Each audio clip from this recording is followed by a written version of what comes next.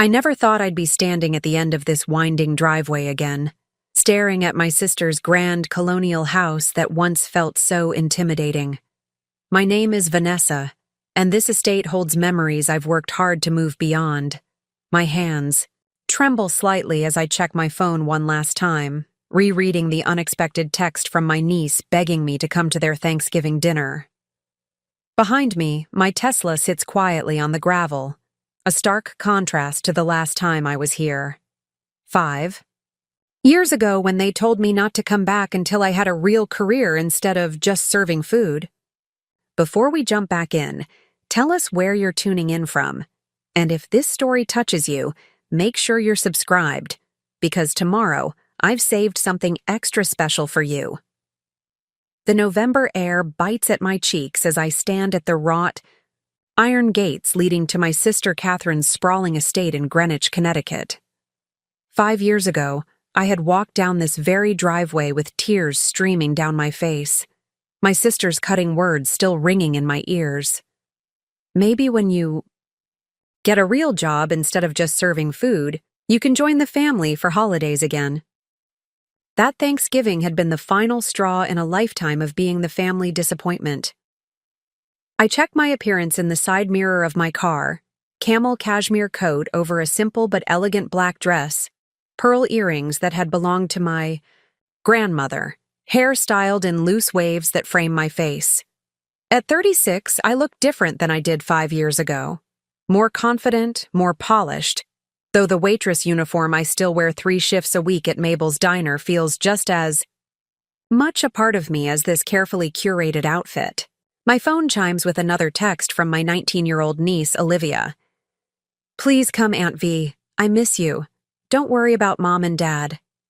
Sweet Olivia. She had been just 14 when I was banished from family gatherings, still too young to understand the complicated dynamics between her mother and me. She'd been the only one to maintain contact over the years, sending occasional texts and meeting me for coffee during her college breaks, always careful to keep these meetings secret from her parents. It was during one of these clandestine meetings, 3 months ago, that she'd first mentioned Thanksgiving. "Mom's hosting this year. Everyone's coming. Uncle James and his new wife, Grandma Helen, even Dad's corporate partners. You should be there too." I had laughed it off then. Your mother would have a stroke if I showed up uninvited. "Maybe it's time they all knew the truth," Olivia had replied with a surprising edge to her voice. "Maybe it's time they knew who you really are." The truth.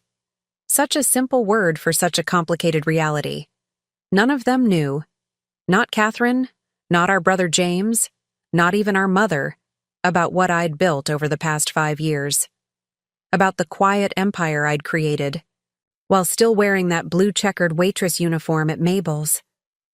They had no idea that just a waitress Vanessa now had a net worth that would make even Catherine's surgeon husband, Richard, raise his eyebrows.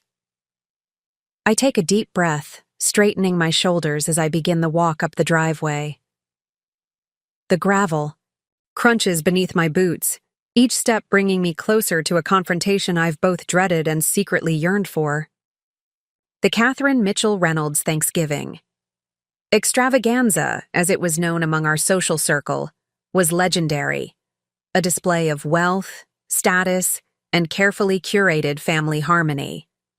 A harmony that had never included me. Catherine had always been the golden child, valedictorian, Ivy League education, picture-perfect marriage to a prominent neurosurgeon, 3 equally perfect children, and a social calendar that read like a who's who of Connecticut high society. I, on the other hand, had been the family enigma. Despite graduating with honors from Cornell's School of Hotel Administration, I had shocked everyone by turning down lucrative corporate offers to wait tables at a small family-owned diner in downtown New Haven. "It's just a phase," my mother had said at first. "She'll get it out of her system." But years passed, and I remained at Mabel's, seemingly content with what my family considered a dead-end job. What they never understood, what I never bothered to explain, was that Mabel's was just the beginning. It was the living laboratory for what would become my business empire. The front door looms before me now, its holiday wreath perfectly symmetrical, a tasteful arrangement of autumn foliage and understated burgundy ribbon. So Catherine, so different from the exuberant, multicolored Christmas lights and slightly lopsided homemade decorations I put up at my own place each year with the help of neighborhood children. I raise my hand to the brass knocker, hesitating for just a moment. Through the leaded glass windows, I can see movement, staff preparing for the event, caterers hurrying between kitchen and dining room. Catherine would never cook herself, not for an important gathering. Before I can knock, the door swings open, and there stands Olivia, her face lighting up at the sight of me. At 19, she has blossomed into a beautiful young woman, though I notice with satisfaction that she has little of her mother's polished perfection. Her dark curly hair is pulled into a messy bun, her black-framed glasses slightly askew, her sweater bearing a small coffee stain she probably doesn't even realize is there.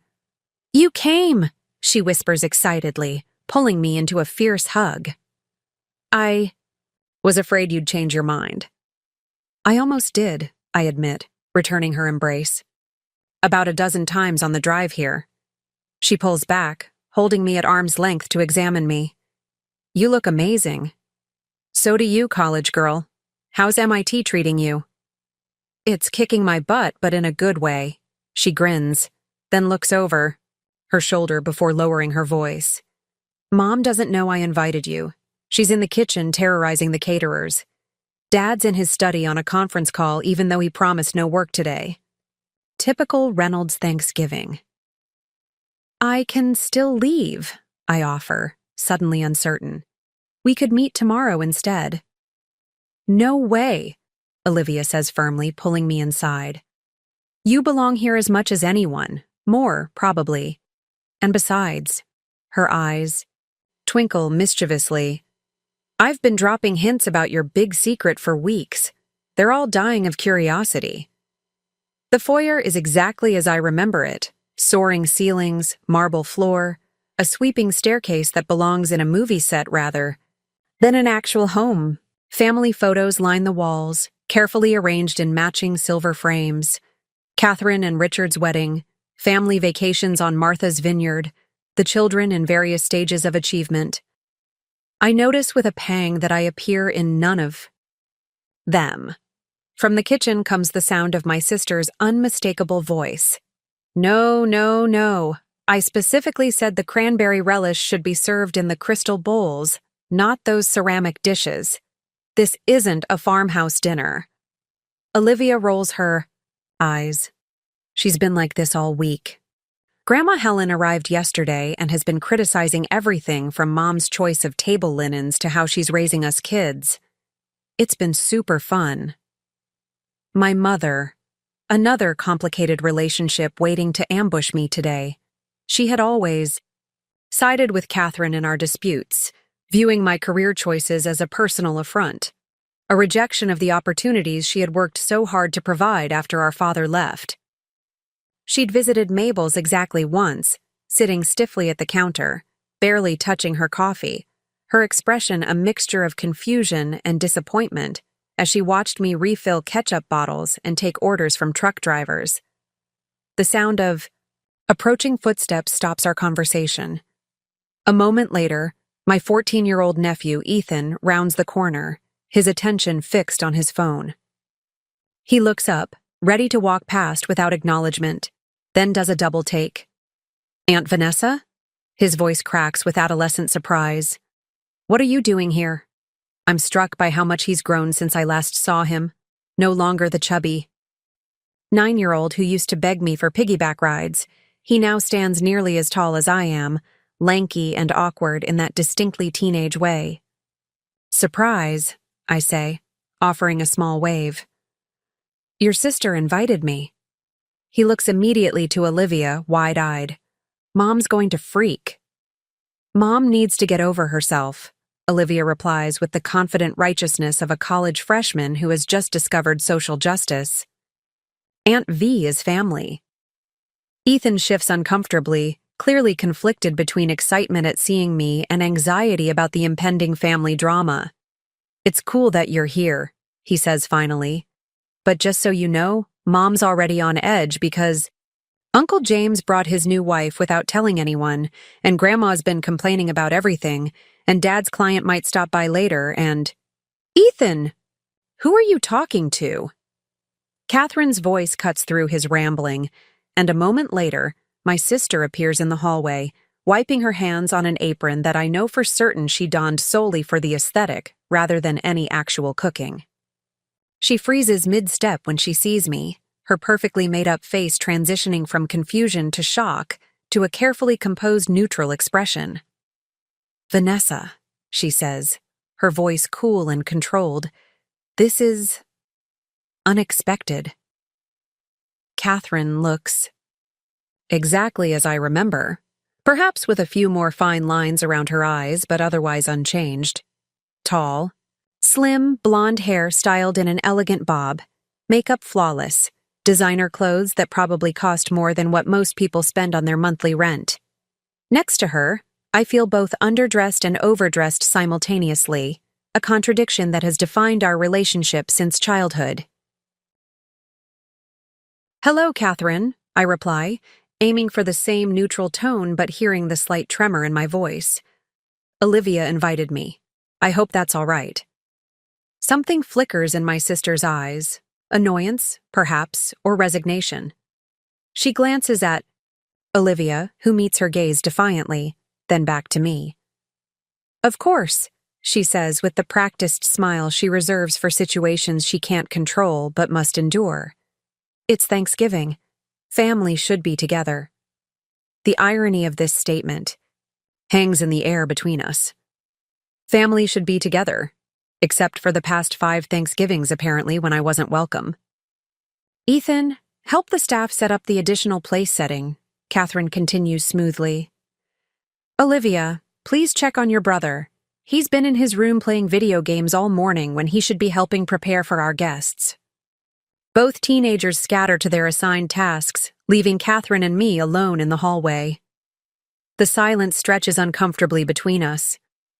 "You look well," she says finally, her eyes taking in my appearance with the appraising gaze I remember from childhood, the look that always found me slightly lacking.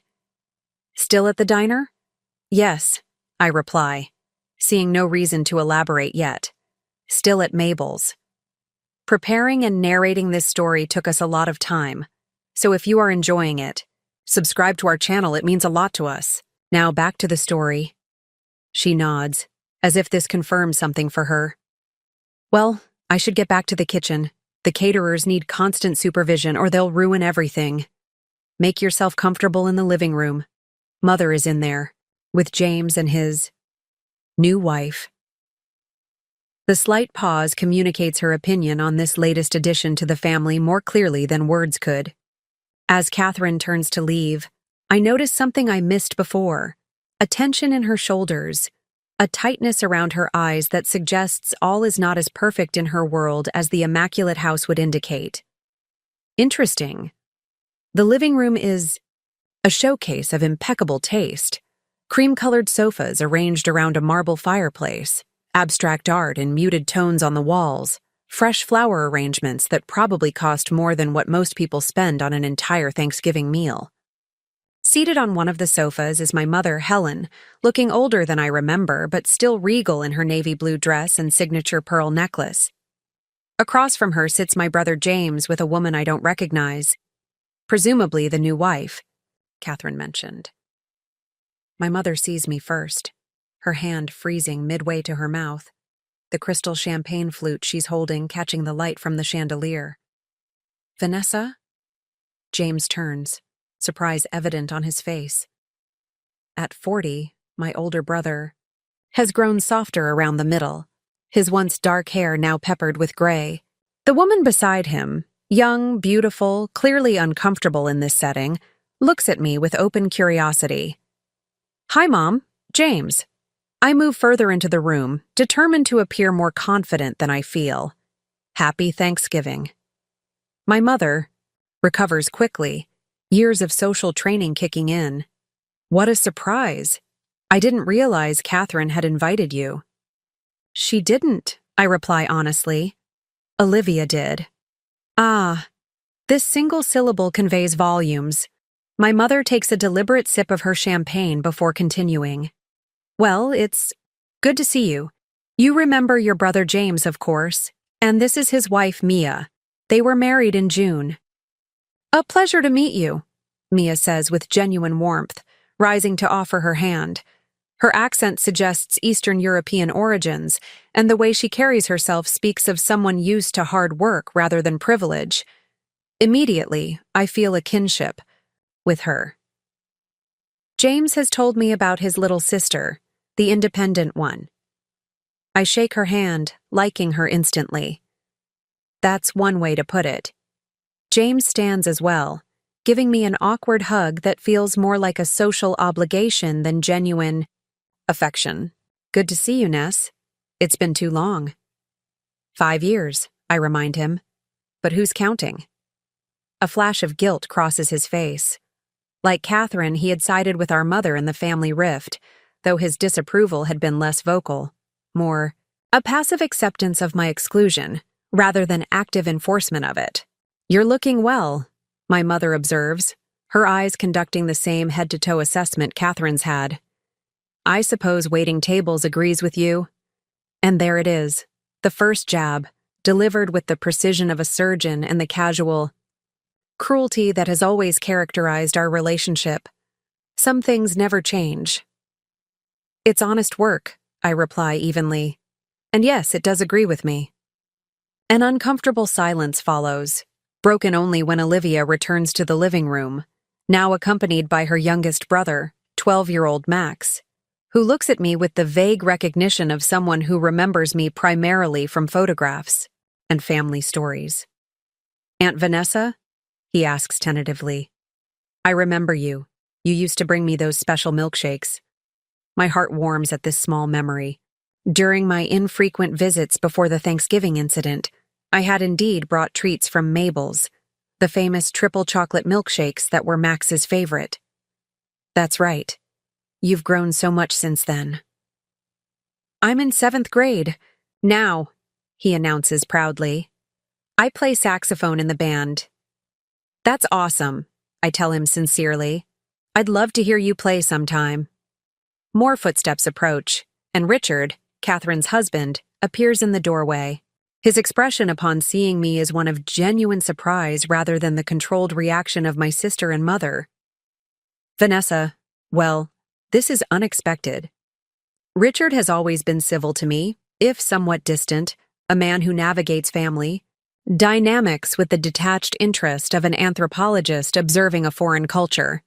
As a renowned neurosurgeon, he operates in a world where status and achievement are everything. Yet he has occasionally shown glimpses of understanding that there might be more to life than the narrow definition of success his wife and mother-in-law adhere to. Hello, Richard, I greet him. Sorry to crash your Thanksgiving. Nonsense, he says with what appears to be genuine warmth. Your family, always welcome. He either doesn't remember or chooses to ignore the fact that his wife had explicitly made me unwelcome 5 years ago. Dinner will be served in 30 minutes, Catherine announces from the doorway, her voice deliberately cheerful. Richard, your clients just called. They'll be joining us after all. Richard's face tightens almost imperceptibly. I see. All 3 of them? Yes, Catherine replies with equal tension beneath her smile. Isn't that wonderful? I've had the staff add a leaf to the table. The undercurrent between them speaks volumes about conversations I'm not privy to. Something about these clients is a source of strain, though neither will acknowledge it openly. Wonderful, Richard echoes, turning back to the room. If you'll... Excuse me, I need to make a quick call before dinner. As he exits, my mother rises and smooths her already immaculate dress. I should help Catherine with last-minute arrangements. James, perhaps you could pour Vanessa a drink. I'm sure she could use one after her. Drive.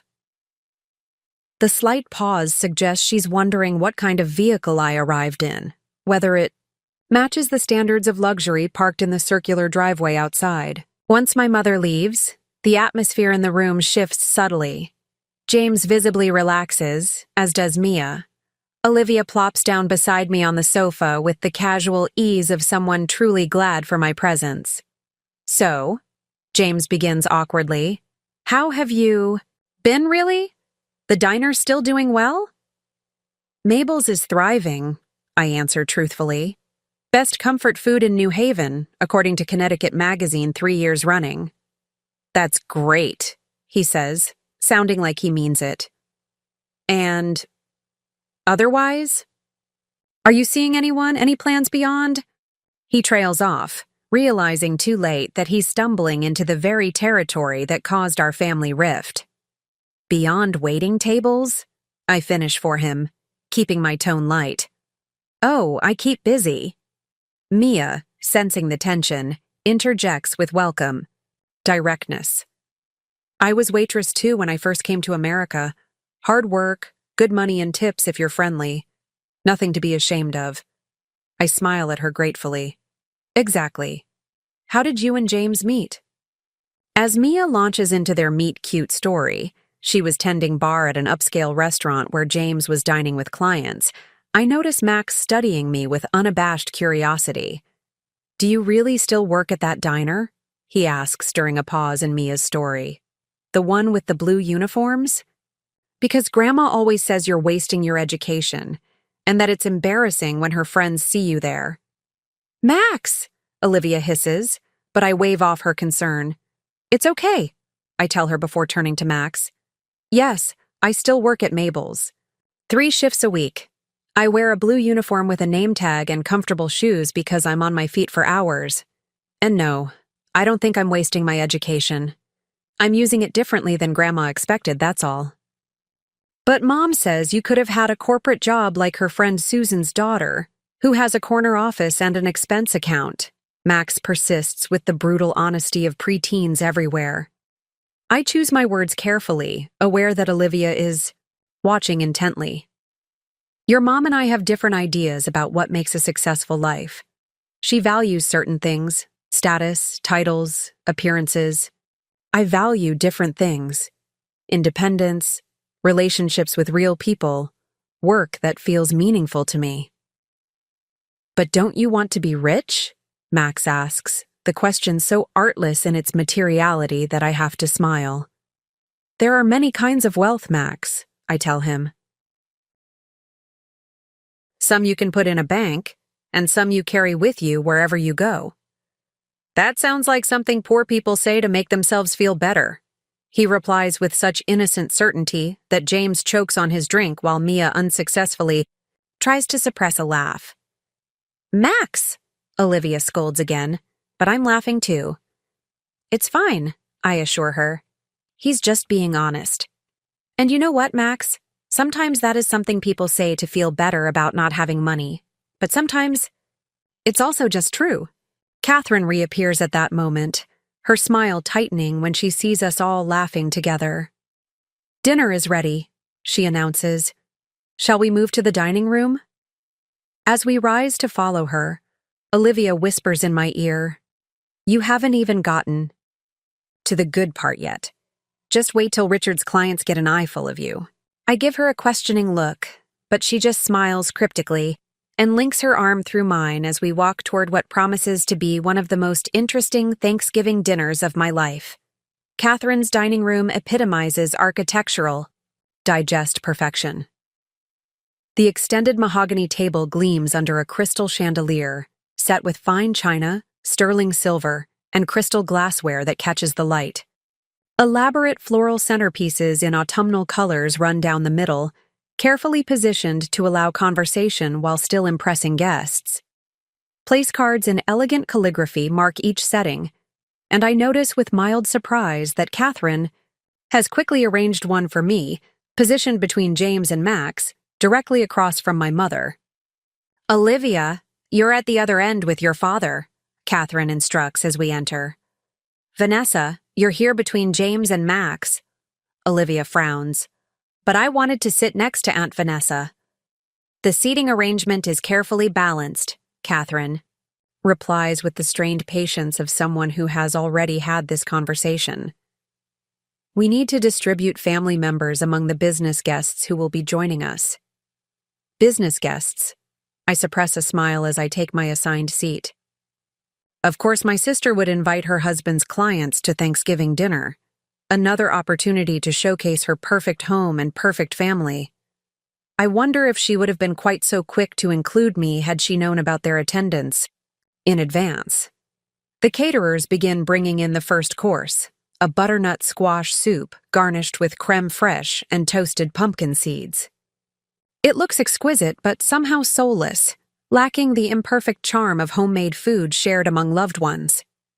I think briefly of Mabel's Thanksgiving tradition, closing the diner to the public and hosting a feast for staff, regular customers, with nowhere to go, and anyone from the community who needs a meal.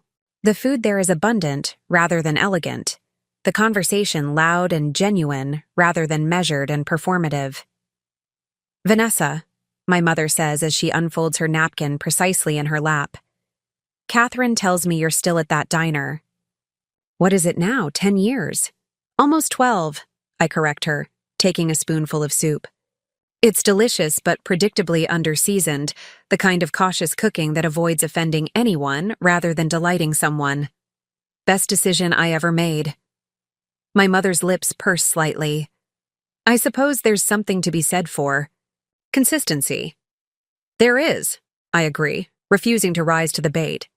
Especially when you love what you do. And do you? Richard asks suddenly, seeming genuinely curious. Love it, I mean? The serving part specifically? I consider my answer carefully. I love certain aspects of it. I love the human connection, getting to know regular customers, being part of their daily lives in a small but meaningful way. I love the efficiency of a well-run service, the choreography of a busy breakfast rush. Mostly, I love that it keeps me grounded in reality. Reality, Catherine repeats with a small laugh. What does that mean exactly? Before I can answer, the doorbell chimes. Richard straightens, adjusting his tie. That will be the Crawfords. I'll get it, Ethan offers, already half out of his chair.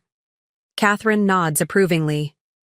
Remember, firm handshake, eye contact, and use Dr. Crawford's full title. Moments later, Ethan returns leading 3 people, a distinguished older man with silver hair, a perfectly coiffed woman approximately Catherine's age, and a younger man who appears to be in his early 30s. Dr. and Mrs. Crawford, how lovely. You could join us. Catherine rises, extending her hand. And Brandon, welcome. Richard stands to greet them as well, making introductions around the table. When he reaches me, there's a moment of hesitation. And this is Catherine's sister, Vanessa. Lovely to meet you, Dr. Crawford says politely, taking the seat assigned to him beside Catherine. Richard speaks highly of the entire family. Mrs. Crawford settles beside my mother, who immediately engages her in conversation about their shared philanthropic interests. Brandon, the younger Crawford, takes the seat at Catherine's other side, directly in my line of sight. So, Vanessa, Dr. Crawford addresses me as the soup course continues. Richard tells me you're in the restaurant business as well? Do you own an establishment in the area? I feel Catherine tense across the table, preparing for my response. This is exactly the kind of conversation she had hoped to avoid by excluding me from family gatherings. The awkward explanation of her sister's disappointing career choice. I work at Mabel's Diner in New Haven, I reply honestly. I'm a waitress. There. There's a brief pause as this information registers. Mrs. Crawford's spoon hesitates momentarily on its way to her mouth. Dr. Crawford's expression flickers with surprise before settling into polite neutrality. How interesting, Mrs. Crawford manages. Is that a temporary position while you pursue other interests? No, I say, maintaining eye contact.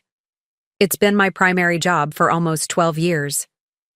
Vanessa graduated from Cornell's hotel administration program, My mother interjects quickly, as if this might somehow elevate my choice in their eyes. She had offers from several prestigious hospitality groups. But I chose Mabel's instead, I complete the thought, smiling directly at my mother. And I've never regretted it.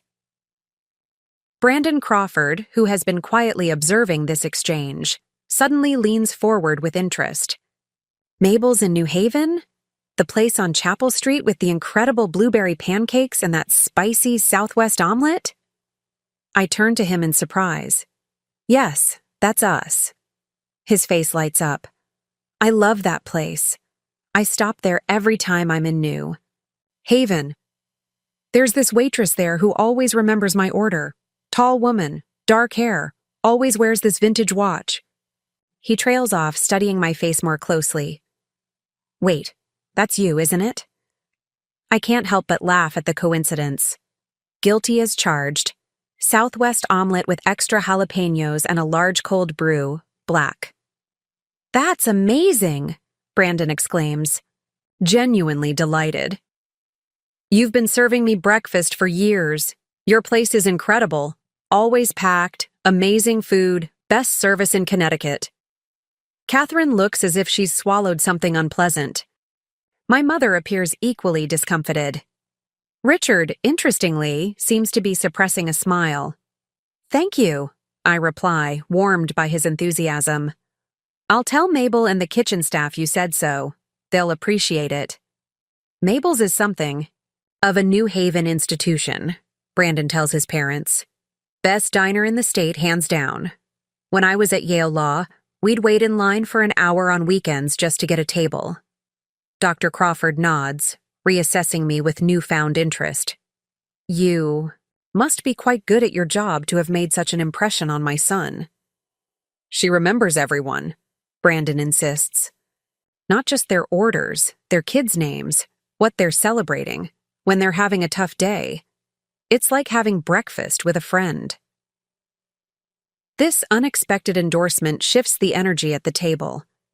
Catherine looks both relieved and confused that her sister is receiving praise rather than pity from their esteemed guests. My mother appears similarly conflicted. Well, Catherine says, clearly deciding to pivot. Shall we move on to the main course? As the caterers clear the soup bowls and bring in platters of perfectly roasted turkey, cranberry compote, and various side dishes, the conversation mercifully shifts to other topics. Dr. Crawford discusses a medical conference where Richard will be a keynote speaker. James and Brandon discover they have mutual connections at their respective law firms. Mia charms Max with stories about growing up in Romania. I take the opportunity to observe my family more closely. Catherine maintains her perfect hostess demeanor, but I notice the tightness around her eyes, the way she checks her phone when she thinks no one is looking. Richard seems distracted, his participation in conversation perfunctory rather than engaged. My mother watches them both with a calculating expression I remember from childhood. The look she gets when she's piecing together information she hasn't been directly told. Midway through the main course, Richard's phone chimes. He checks it, with a frown, then exchanges a meaningful glance with Catherine. Everything all right? Dr. Crawford inquires. Fine, fine, Richard assures him, though his expression suggests otherwise. Just a small matter with one of our investments. Catherine's smile tightens further. Nothing to worry about. More wine, anyone? Olivia catches my eye from the other end of the table, raising an eyebrow slightly. Clearly, there's something going on beneath the surface of my sister's perfect life. I make a mental note to ask Olivia about it later.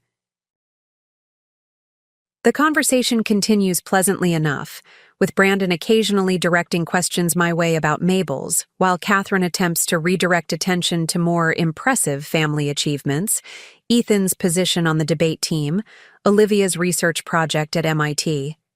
I let her maneuver. This isn't the time or place to challenge the carefully constructed narrative she's maintained about our family for years. As dessert, an elaborate display of pumpkin cheesecake, pecan tart, and chocolate bourbon pie is served. Dr. Crawford. turns the conversation to business. Richard, have you and Catherine had a chance to consider our proposal about the new medical center investment? Brandon has been working on the prospectus, and we'd like to finalize the investor list before year-end. Richard sets down his fork carefully. We have discussed it? Yes. It's certainly an intriguing opportunity. But with the current market, volatility, and our other commitments. What Richard means, Catherine interjects smoothly, is that we're very interested but need to review our portfolio before making such a significant commitment. Dr. Crawford nods understandingly.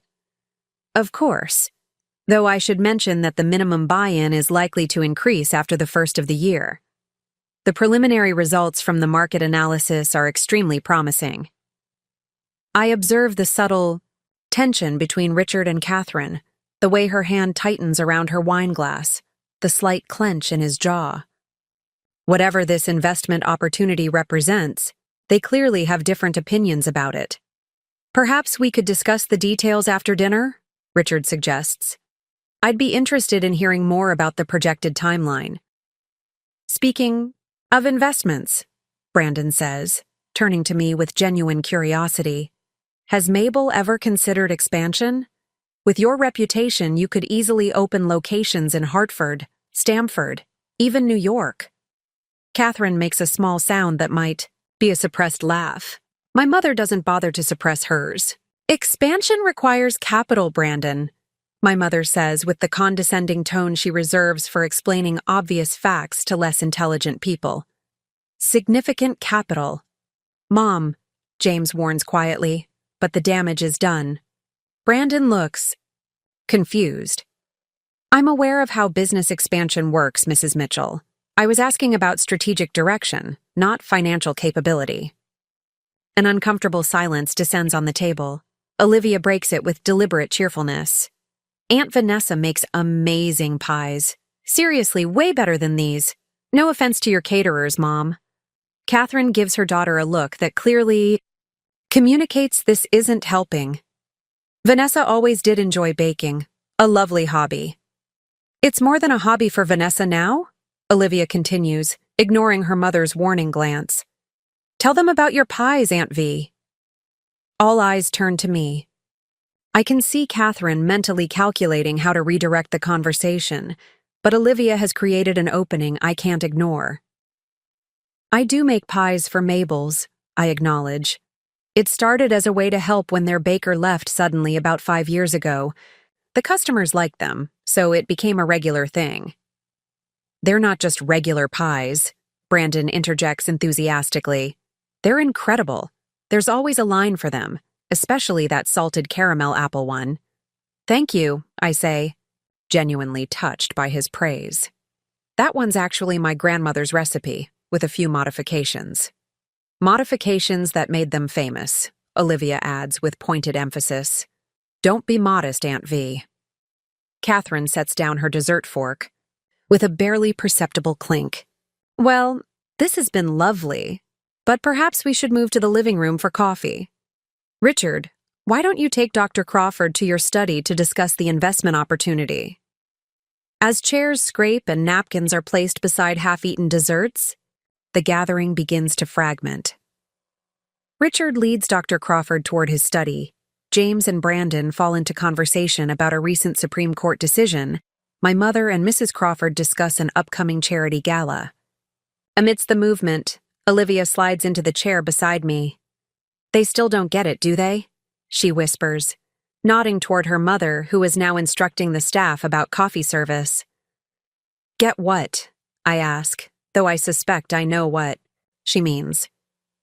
Who you really are, what you've built. She studies me with an expression beyond her 19 years. How long are you going to let them believe you're just a waitress? I glance around at my family, Catherine orchestrating every detail of her perfect gathering, Richard networking with potential investors, my mother establishing her social credentials with Mrs. Crawford. All of them so invested in appearances, in the external trappings of success. They see what they expect to see, I tell Olivia. They decided who I was years ago, and it's easier for them to maintain that image than to question their judgment.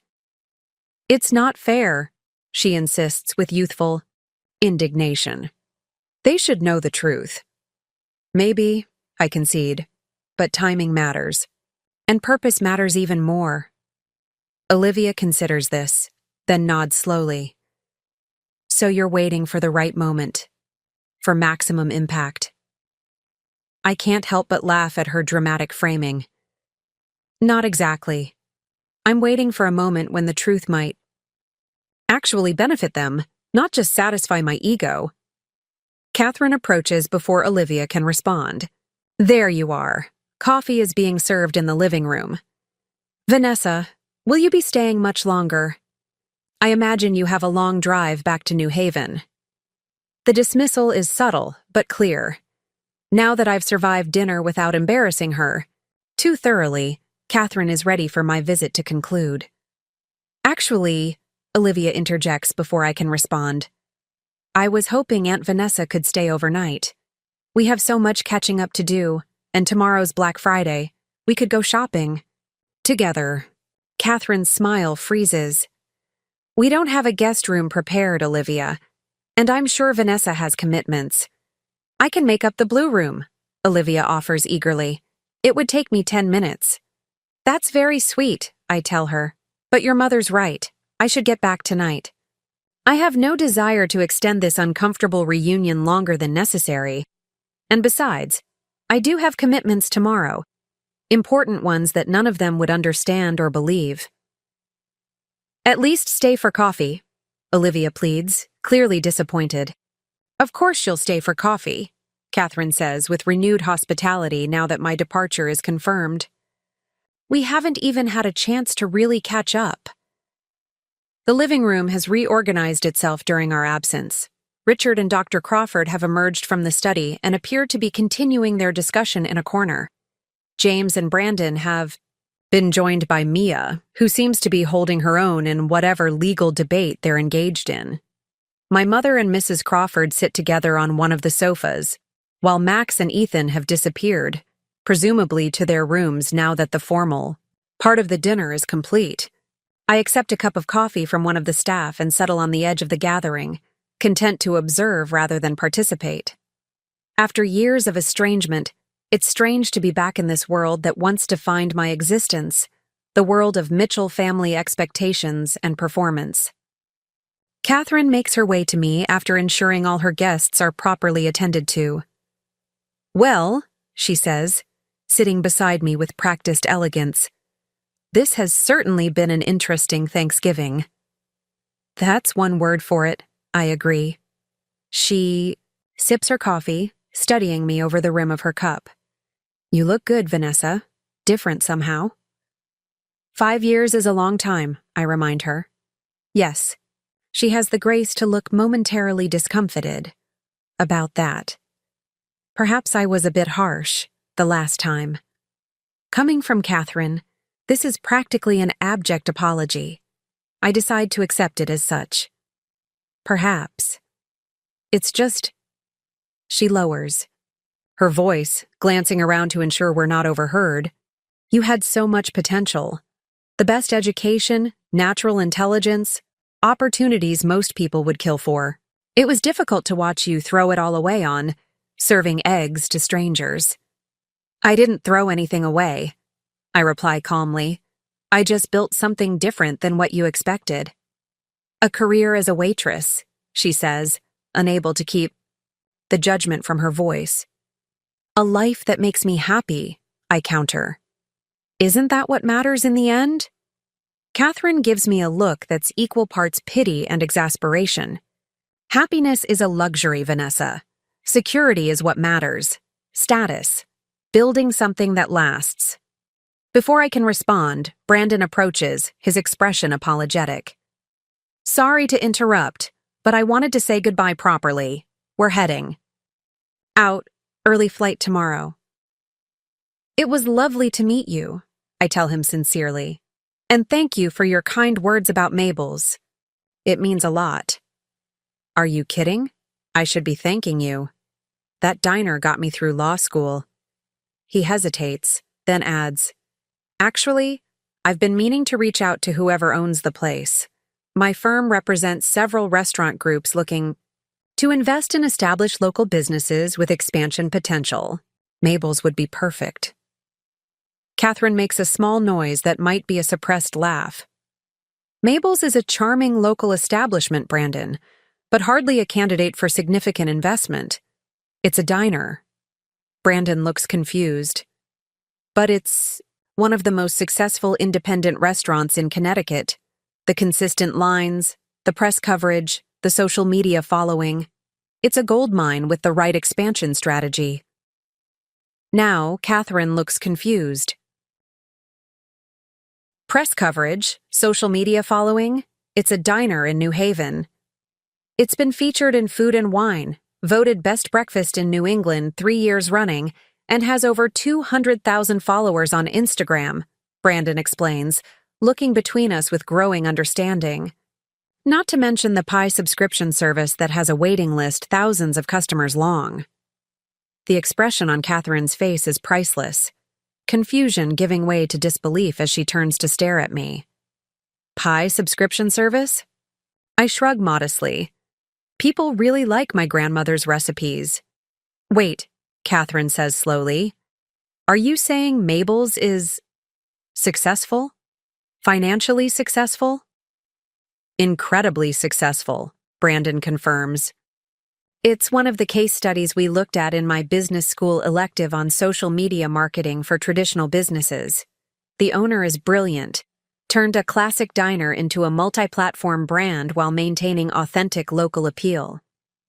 Catherine's gaze remains fixed on me, realization dawning in her eyes. "The owner?" I meet her gaze steadily. "I bought Mabel's 5 years ago when the original owner retired. Right after the last Thanksgiving I spent here, actually." The timing of this revelation couldn't be more perfect if I'd planned it. Across the room, I notice Olivia watching us with barely suppressed glee. She planned this moment, I realize, engineered this conversation with Brandon to force the truth into the open. "You own Mabel's?" Catherine repeats, each word distinct as she processes this information. "I do," I confirm simply, "along with 3 other locations now, plus the production facility for the subscription service, the cookbook publishing division, and the newly launched product line at Whole Foods." The silence that follows this revelation stretches between us. In Catherine's eyes, I can see her recalibrating everything she thought she knew about me. Every assumption, every judgment, every dismissive comment over the years. "Why didn't you ever say anything?" she finally manages. "You never asked," I reply truthfully. "You assumed and I let you." "You never asked?" I repeat, watching as Catherine struggles to reconcile this new information with the narrative she's maintained about me for years. "You decided I was wasting my potential, and that became your truth. It was easier to exclude me than to question your assumptions." Catherine sets her coffee cup down with deliberate precision, buying herself time to compose a response. Around us, the Thanksgiving gathering continues, oblivious to the seismic shift occurring in our corner of the living room. Brandon excuses himself tactfully, sensing the need for privacy, though his eyes linger on me with newfound professional interest. "I don't understand," Catherine finally says, her voice unnaturally controlled. "If you own Mabel's, if you've built this business, why continue working as a waitress? Why not tell us? Why let us believe you were struggling?" The genuine confusion in her voice catches me off guard. In Catherine's worldview, success demands announcement. Achievements exist to be displayed, leveraged for status and recognition. The concept of quiet accomplishment, of success without performance, is foreign to her. "I work shifts at Mabel's because I enjoy it," I explain. "Because it keeps me connected to our customers and staff. Because it reminds me why I started this journey in the first place." "But the family gatherings you missed," Catherine persists. "The holidays, Mother's 70th birthday." You could have been there. You should have been there. You told me not to come back until I had a real career, I remind her, keeping my voice level. Those were your exact words, Catherine. You made it clear I wasn't welcome. I never thought you'd actually stay away, she admits, and for the first time I glimpse genuine regret in her expression. I thought you'd eventually come to your senses, get a proper job, and then things could go back to normal. This is my normal, I tell her simply, and it's a good one. Before Catherine can respond, Richard approaches with Dr. Crawford, their conversation apparently concluded. Dr. Crawford offers his thanks for the meal and farewells to the assembled family members. As the Crawfords prepare to depart, Brandon exchanges contact information with me, his interest now clearly professional as well as personal. I'd love to discuss potential opportunities when you have time, he says. No pressure, just exploration. I'll have my team reach out, I promise, enjoying the flicker of surprise that crosses Catherine's face at the casual mention of my team. Once the front door closes behind the Crawfords, an expectant silence falls over the remaining family members. Olivia has clearly been watching our exchange with Catherine and has somehow communicated to the others that something significant has transpired. James moves closer, curious. My mother approaches with narrowed eyes, sensing a shift in the family dynamic. Vanessa owns Mabel's, Catherine announces abruptly, apparently deciding to take control of the narrative. Apparently, she's quite the successful entrepreneur. The reactions are immediate and varied. James looks genuinely surprised and impressed. Mia smiles as if a puzzle piece has just clicked into place. Richard nods slightly, as if confirming a long-held suspicion.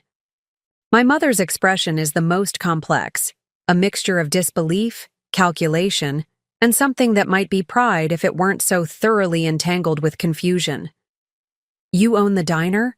My mother asks, her tone suggesting I might be perpetrating some elaborate joke. As in, you purchased it? Yes, I confirm. 5 years ago, when Mabel decided to retire. She'd been mentoring me since I started there, teaching me the business side along with food service. When she was ready to sell, I was her first choice. But how could you afford to buy a restaurant? My mother persists. Even a small diner would cost. I had savings, I interrupt. And Grandma Helen left me an inheritance when she passed, remember? The same amount she left each of us. The same inheritance my mother and Catherine had suggested I use for a down payment on a proper condo instead of continuing to rent my modest apartment. That wouldn't be nearly enough, Catherine interjects, her business acumen kicking in. Commercial real estate in New Haven, plus the business assets, you'd need significant capital. I had investors, I acknowledge, people who believed in my vision for Mabel's. What exactly is that vision? Richard asks, genuinely curious. Brandon seemed quite impressed. I consider how to explain what has become so intuitive to me over the years. Mabel's was already a beloved local institution when I started working there. What I saw was an opportunity to preserve that authentic experience while thoughtfully expanding our reach. We started small, improving our coffee, sourcing, refreshing some menu items while keeping the classics, adding my pies to the dessert offerings. The pies were the turning point, Olivia interjects, clearly familiar with the story. Tell them about the New York Times article. I smile at my niece's enthusiasm. About a year after I took over, a food writer from the Times stopped in while visiting Yale. He wrote a small piece about discovering the best pie in America at a humble diner in New Haven. After that, things changed. We had lines out the door. People drove from New York just for pie. I remember that article, James says suddenly. There was a photo of a salted caramel apple pie. I didn't realize that was your place. The management probably saw the opportunity and capitalized on it, my mother suggests. still struggling to reconcile her perception of me with this new information. I am the management, Mom, I remind her gently. I developed our expansion strategy, built our social media presence, created the subscription model for nationwide shipping. Every decision, from menu development to staff hiring to location scouting, that's all me. My mother falls silent, processing this revelation. For a woman who has defined her daughters primarily through their adherence to her vision of success, this paradigm shift requires substantial recalibration. So you're wealthy, Catherine says bluntly, never one to dance around the central issue. Actually wealthy, not just getting by. I meet her gaze steadily. Yes. How wealthy? My mother asks, unable to help herself. Mother, James admonishes, embarrassed by her directness. I laugh softly. It's all right. That's the question everyone wants answered, isn't it? The measure that matters most in this family. I pause, considering how to respond. Let's just say I could buy this house with cash if I wanted to, though I wouldn't, because it's not really my style. The silence that follows this statement is profound. Catherine appears temporarily speechless, a rare occurrence. My mother sinks into the nearest chair, her social composure momentarily abandoned. Why didn't you tell us? James asks, his tone more curious than accusatory. All these years, we thought... You thought what you wanted to think, I finish for him. You all decided my choice to work at Mabel's meant I was struggling, that I had failed to launch, that I was somehow less than you. That wasn't a misunderstanding, it was a judgment. And none of you ever questioned it, because it fit your narrative about me. That's not fair, Catherine begins, but Richard places a gentle hand on her shoulder. I think what Vanessa is saying, he suggests carefully, is that we made assumptions without asking questions, and perhaps those assumptions said more about us than about her. Catherine falls silent, unaccustomed to being challenged, especially by her husband in front of others. Richard has always been the diplomatic counterbalance to Catherine's more forceful personality, but he rarely contradicts her so directly.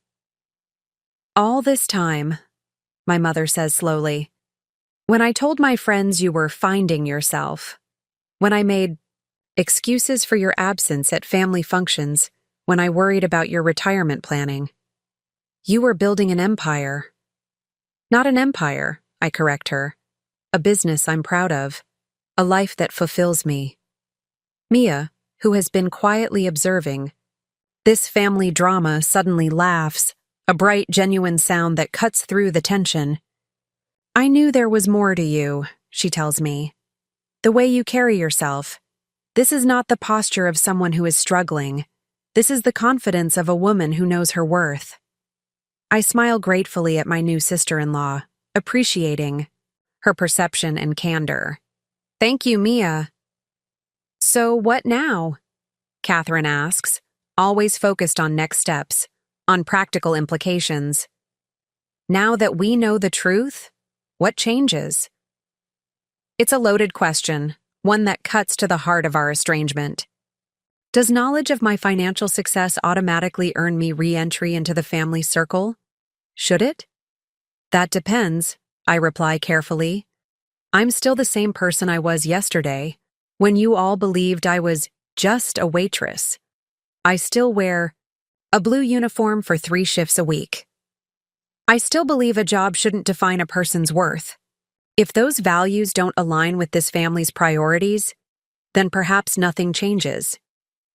Of course they align, my mother says quickly, too quickly. Family is family.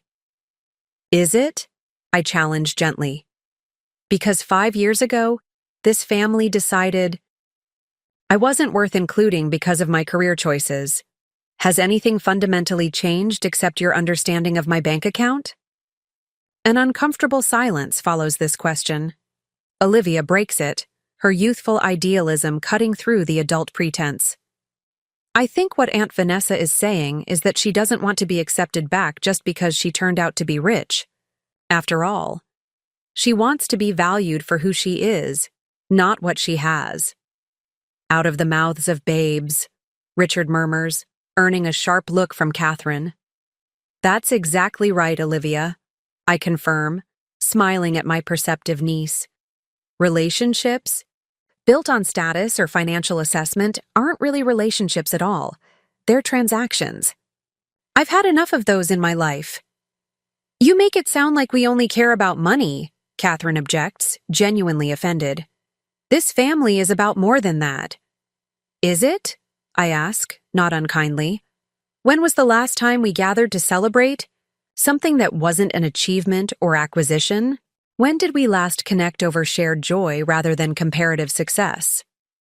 Catherine opens her mouth to respond, then closes it again, unable to produce a ready example. James looks equally stymied. My mother purses her lips, unwilling to acknowledge the truth in my observation. Christmas 2015, Max pipes up unexpectedly from the doorway where he and Ethan have reappeared, apparently drawn by the unusual tension in the adult conversation. When we all went ice skating and Grandma fell and everyone laughed, even Grandma. That was fun. His innocent contribution brings a moment of genuine warmth to the room as we all recall that rare, unguarded family moment. My mother, usually so concerned with dignity, laughing at herself as she sat on the ice. James attempting increasingly ridiculous spins to entertain the children. Catherine, for once, not orchestrating but simply participating.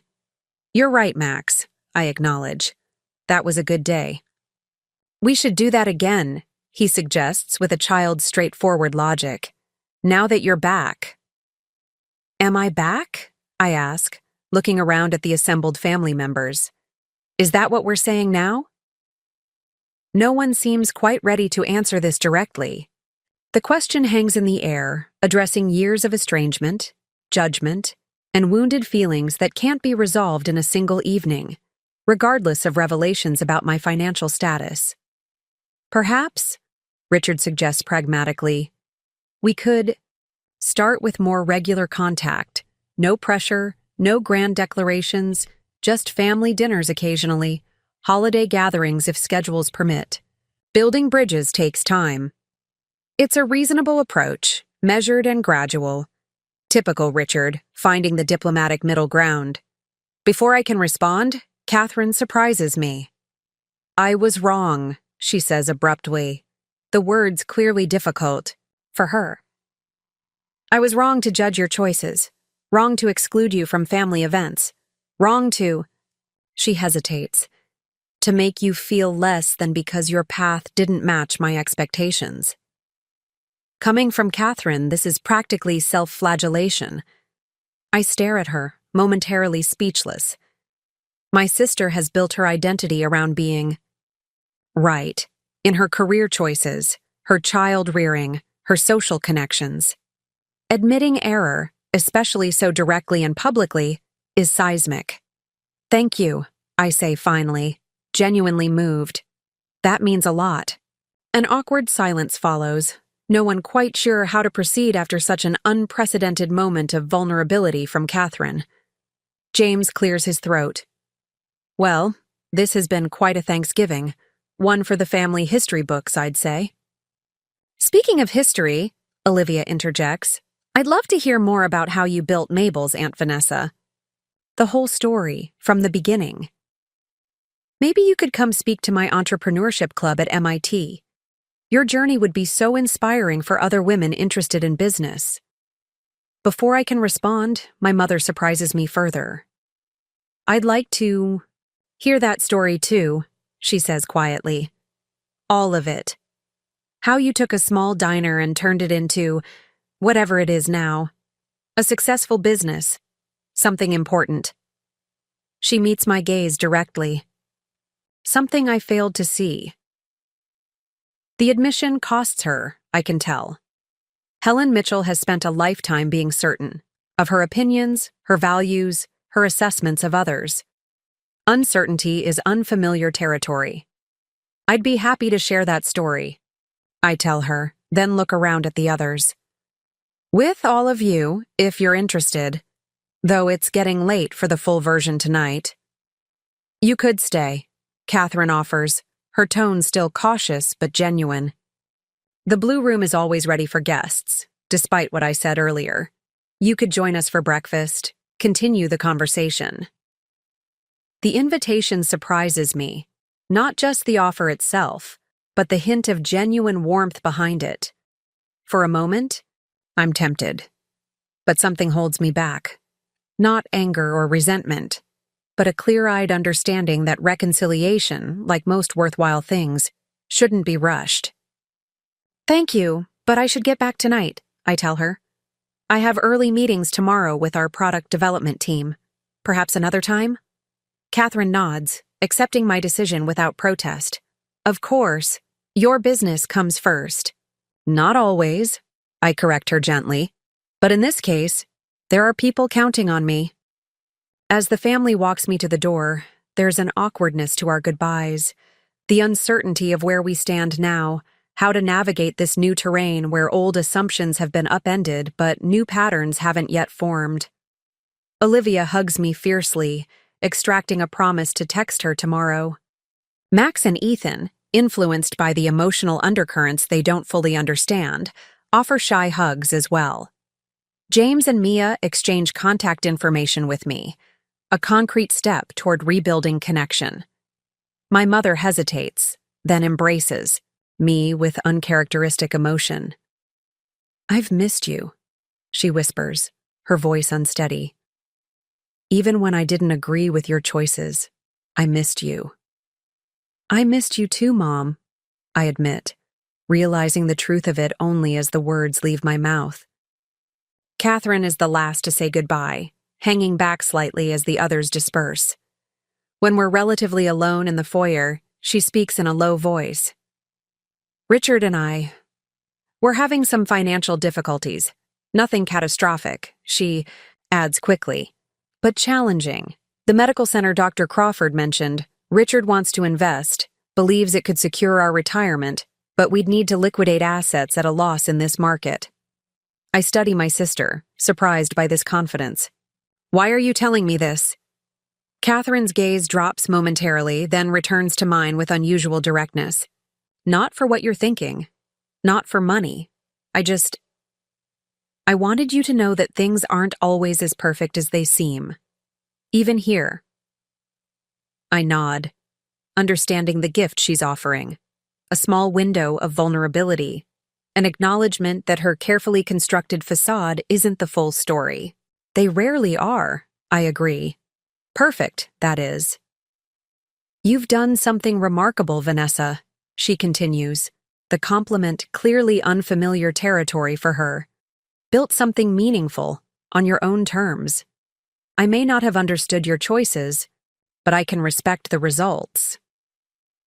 Thank you, I reply, accepting the olive branch for what it is, imperfect, slightly conditional, but genuine. That means more than you might think.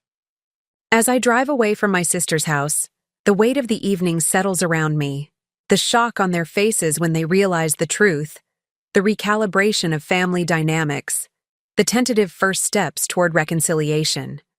I feel neither triumphant nor vindicated, but something more complex. A quiet satisfaction mixed with cautious hope. My phone chimes with a text as I stop at a red light. It's from Olivia. You were amazing tonight. Their faces when they found, out! Call me tomorrow? Love you, Aunt V. I smile, appreciating her enthusiasm while recognizing that tonight wasn't about winning or losing, about proving my worth or punishing their judgment. It was about truth, speaking it, hearing it, beginning the delicate process of building something new from its foundation. As I continue the drive back to New Haven, my thoughts turn to tomorrow's meetings. We're finalizing the design for our product packaging, reviewing the fall menu for the new location in Hartford, and interviewing candidates for the scholarship program we've established for culinary students from disadvantaged backgrounds. Real work that matters to me. that aligns with my values and vision. 5 years ago, walking away from my family's Thanksgiving table had felt like an ending. I couldn't have known then that it was actually a beginning, the first step on a path that would lead me not just to financial success, but to purpose and fulfillment. The journey wasn't without pain or doubts, but it was mine. Authentically, unapologetically mine. As I pull into the parking lot behind my apartment building, not a luxury high-rise but a charming converted factory with exposed brick and huge windows, I feel a profound sense of gratitude. For Mabel's mentorship, for the team that's grown, alongside the business, for the customers whose loyalty built our foundation, for the freedom to define success on my own terms. My family's newfound respect is welcome, but it isn't what validates me.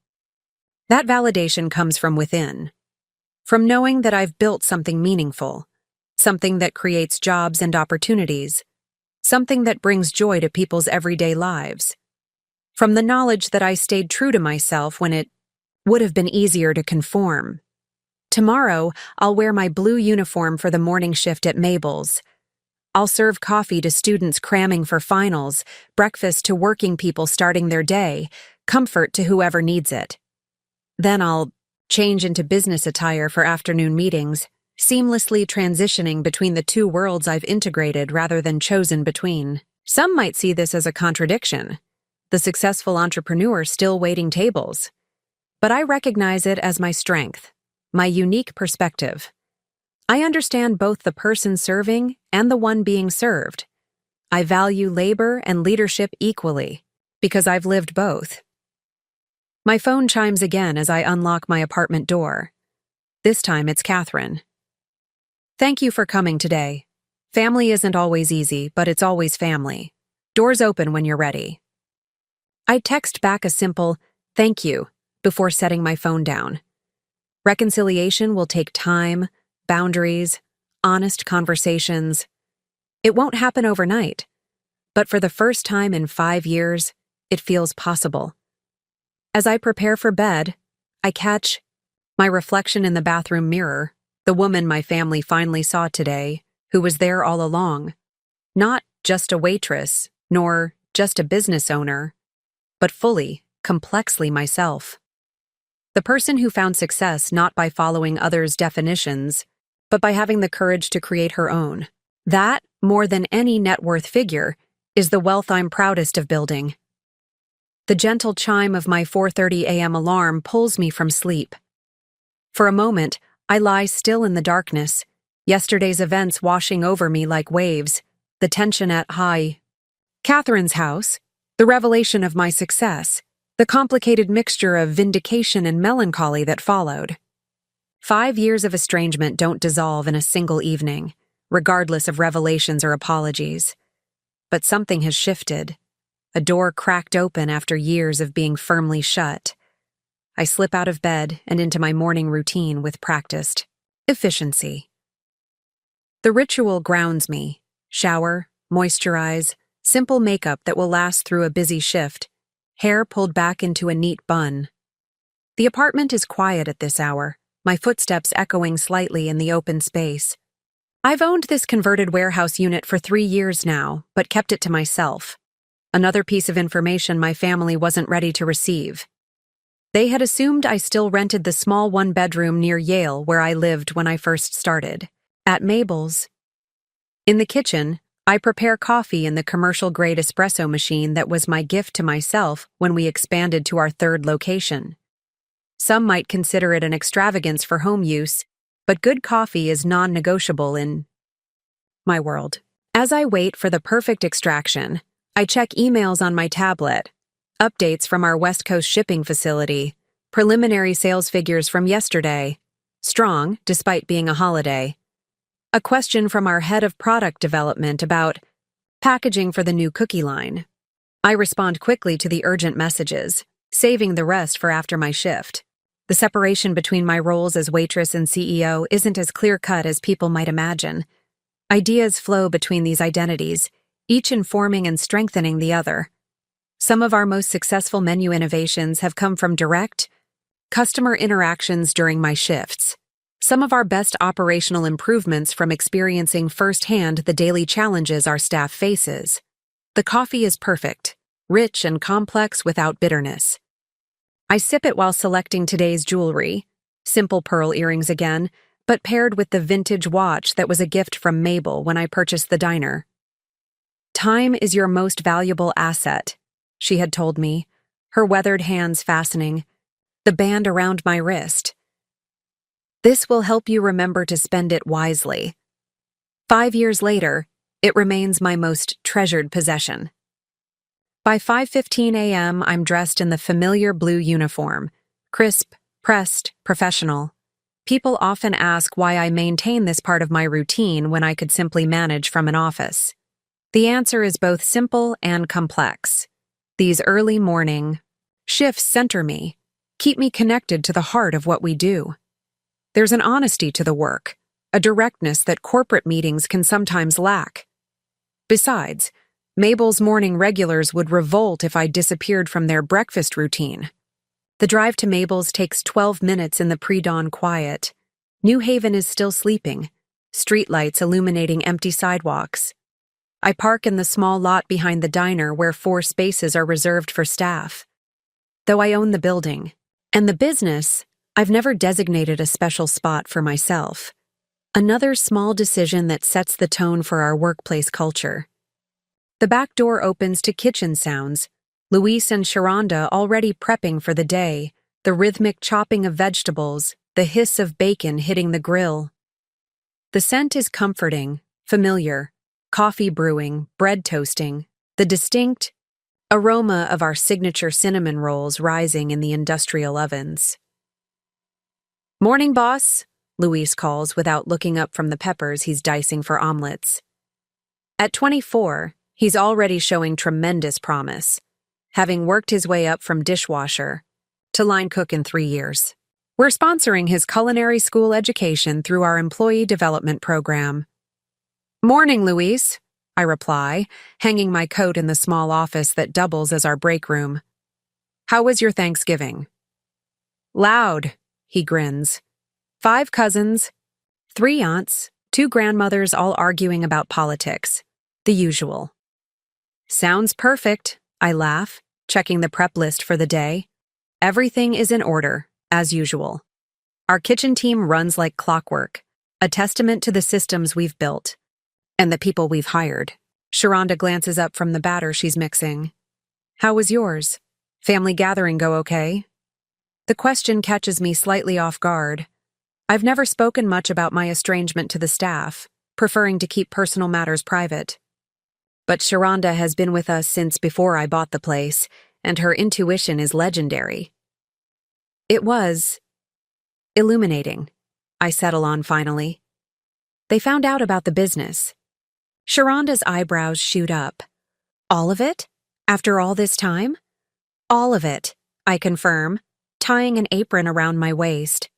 "Well, I hope they were suitably impressed," she says, returning to her mixing with slightly more vigor than necessary. Sharonda has strong opinions about loyalty and family support, having raised 3 children on her own while working full-time. "They were surprised," I say diplomatically. "It's complicated." "Family always is," Luis agrees, sliding a tray of prepped vegetables into the refrigerator. "But hey, at least now they know you're a badass business owner and not just a—" He catches himself before finishing the sentence. "Not just a waitress?" I finish for him, smiling to show I'm not offended. "It's okay, Luis. That's exactly what they thought. But there's no just about being a waitress. It's skilled work that requires intelligence, memory, physical stamina, and emotional regulation. I'm proud of every role I play in this business." Luis nods, properly chastened. "Yes, chef. You know I didn't mean—" "I know," I assure him. "Now, let's focus on today." The post-Thanksgiving breakfast rush waits for no one. By 5:45 a.m., Marcus arrives to set up the front of house, our head server for the past 4 years, and a natural leader who manages the dining room with cheerful efficiency. Together, we check table settings, coffee stations, and the daily specials. Bored. At precisely 6 a.m., I unlock the front door, flipping the sign to open as Marcus turns on the exterior lights that illuminate our vintage neon sign. Mabel's, in flowing script, a beacon in the still dark morning. The first customers arrive within minutes. George and Hattie, an elderly couple who have had breakfast at Mabel's every morning for over 30 years. They take their usual booth by the window, and I bring them coffee without being asked. Black. For him, cream, and 1 sugar for her. Happy day after Thanksgiving, Vanessa. Hattie greets me warmly. Did you have a nice holiday? It was interesting, I tell her, the same response I gave Sharonda. How was yours? Quiet, just the two of us this year. The children wanted us to fly to California, but at our age, we prefer our own table and our own traditions. Hattie pats George's hand affectionately. 62 Thanksgivings together, and everyone a blessing. The secret to a long marriage, George adds with a wink, is knowing when to compromise and when to have breakfast at Mabel's instead. I laugh, the simple interaction washing away some of the lingering tension from yesterday. This is why I continue to work shifts. These genuine connections, these glimpses into lives intersecting with mine through the simple medium of food and service. As the morning progresses, the diner fills with our regular Thursday crowd. Medical students from Yale grabbing coffee before early rounds, construction workers fueling up for the day, young professionals stopping by before heading to offices. Downtown, the rhythm of service is soothing, taking orders, delivering food, refilling coffee, brief conversations that build relationships one interaction at a time. At 8:30, just as the initial rush begins to ease, Brandon Crawford walks through the door, looking slightly out of place in his expensive suit. He scans the dining room, his face lighting up when he spots me delivering plates to a table near the window. Vanessa, he greets me when I approach his table. I hope you don't mind me stopping by. I was heading to the train station and thought I might catch you. Not at all, I reply, genuinely pleased to see him outside the charged atmosphere of Catherine's dining room. The usual Southwest omelet? He looks delighted that I remember. Absolutely, and a black cold brew.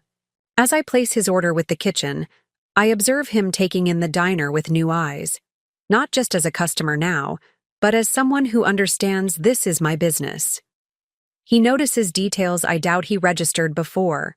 The carefully preserved, vintage fixtures blending seamlessly with modern touches, the discreet plaque on the wall acknowledging Mabel's founding in 1952, the framed reviews from national publications, the diverse, efficient staff moving with purpose and coordination. When I return with his coffee, he gestures to the empty side of his booth. Do you have a minute to sit? Or is that inappropriate while you're working? I can take a short break, I decide, sliding into the seat across from him. Marcus has the floor covered. Brandon takes a sip of his coffee, nodding appreciatively. I've been coming here for years, and I never connected the dots. The constant improvements, the expansion of the menu, the social media presence. It all happened gradually enough that I didn't realize it was a deliberate strategy. That was intentional, I explain. I wanted to honor what people already loved about Mabel's while slowly introducing changes that would strengthen the business. Revolution disguised as evolution. Smart, he says, looking genuinely impressed. And now 3 additional locations. The product line, the subscription service. That's remarkable growth in 5 years. It hasn't been without challenges, I acknowledge. Scaling while maintaining quality is always the hardest part.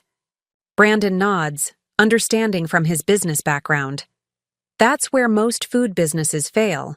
They expand too quickly or compromise on what made them special in the first place.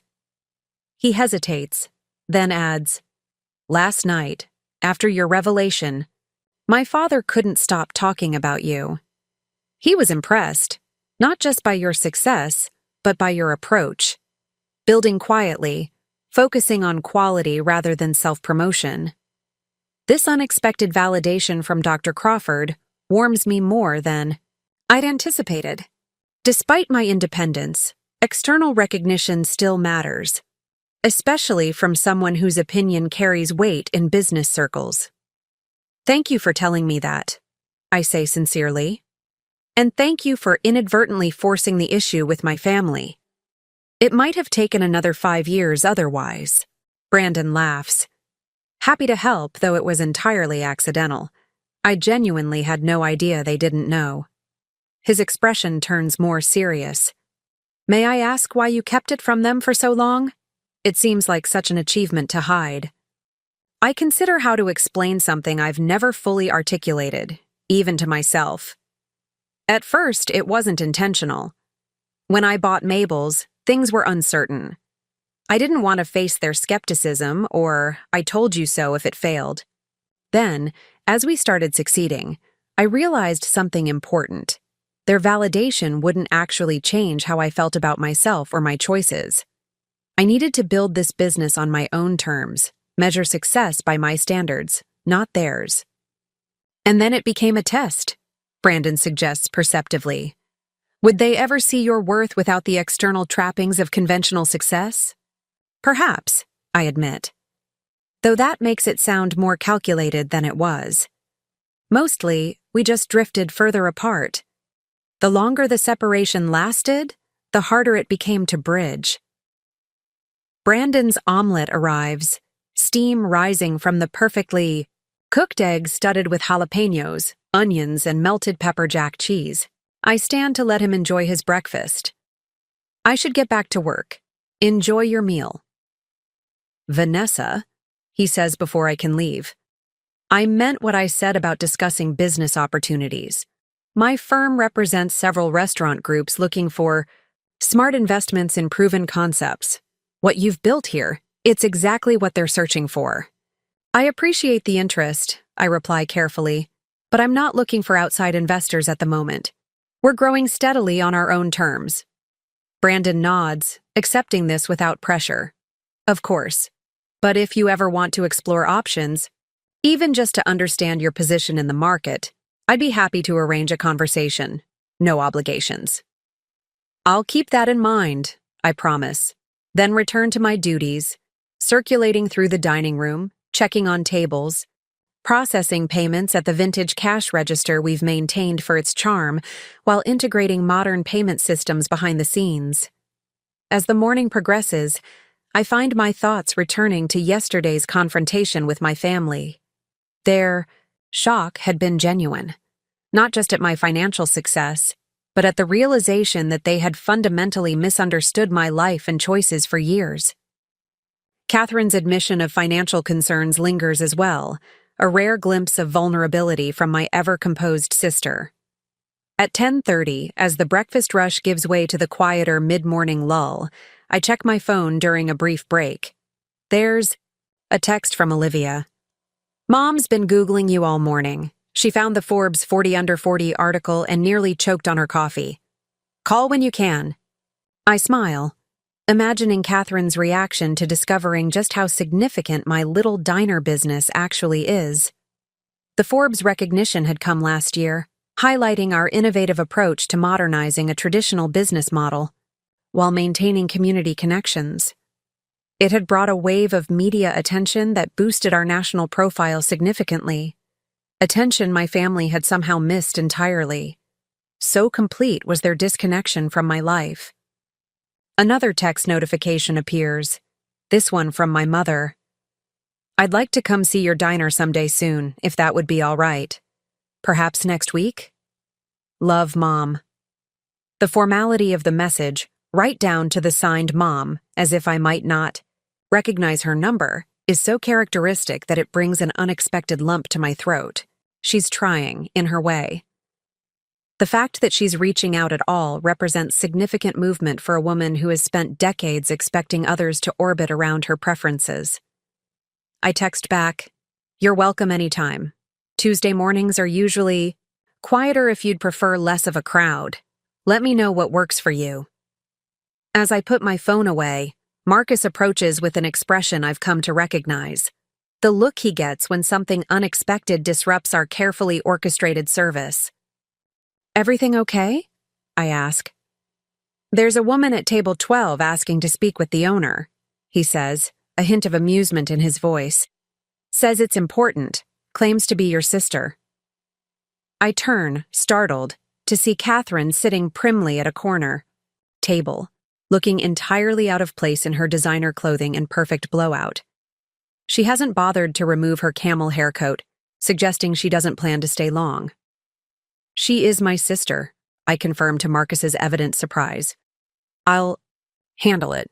As I approach Catherine's table, I notice details that would be invisible to others. The slight smudge in her otherwise flawless makeup suggesting a hasty application, the tension in her shoulders, the way her fingers drum an anxious rhythm on the tabletop. Catherine is nervous, an emotion I've rarely associated with my supremely confident sister. "This is a surprise," I say, sliding into the seat across from her. "I didn't expect to see you here." Catherine glances around the diner, taking in the vintage decor, the diverse clientele, the efficient staff. "I needed to see it," she says simply. "To understand." "Understand what?" "You." She meets my gaze directly. "This place you've chosen over family gatherings, over the career path we all expected you to take. I needed to see what was so important that you'd walk away from everything else." The statement contains both genuine curiosity and lingering judgment, so characteristically Catherine that I almost smile. "I didn't walk away, Catherine. I was told not to come back until I had a real career, remember?" She has the grace to look uncomfortable. "Yes, well, about that. I may have been hasty in my assessment." Coming from Catherine, this is practically self-flagellation. I decide to accept the olive branch for what it is. "Would you like some coffee?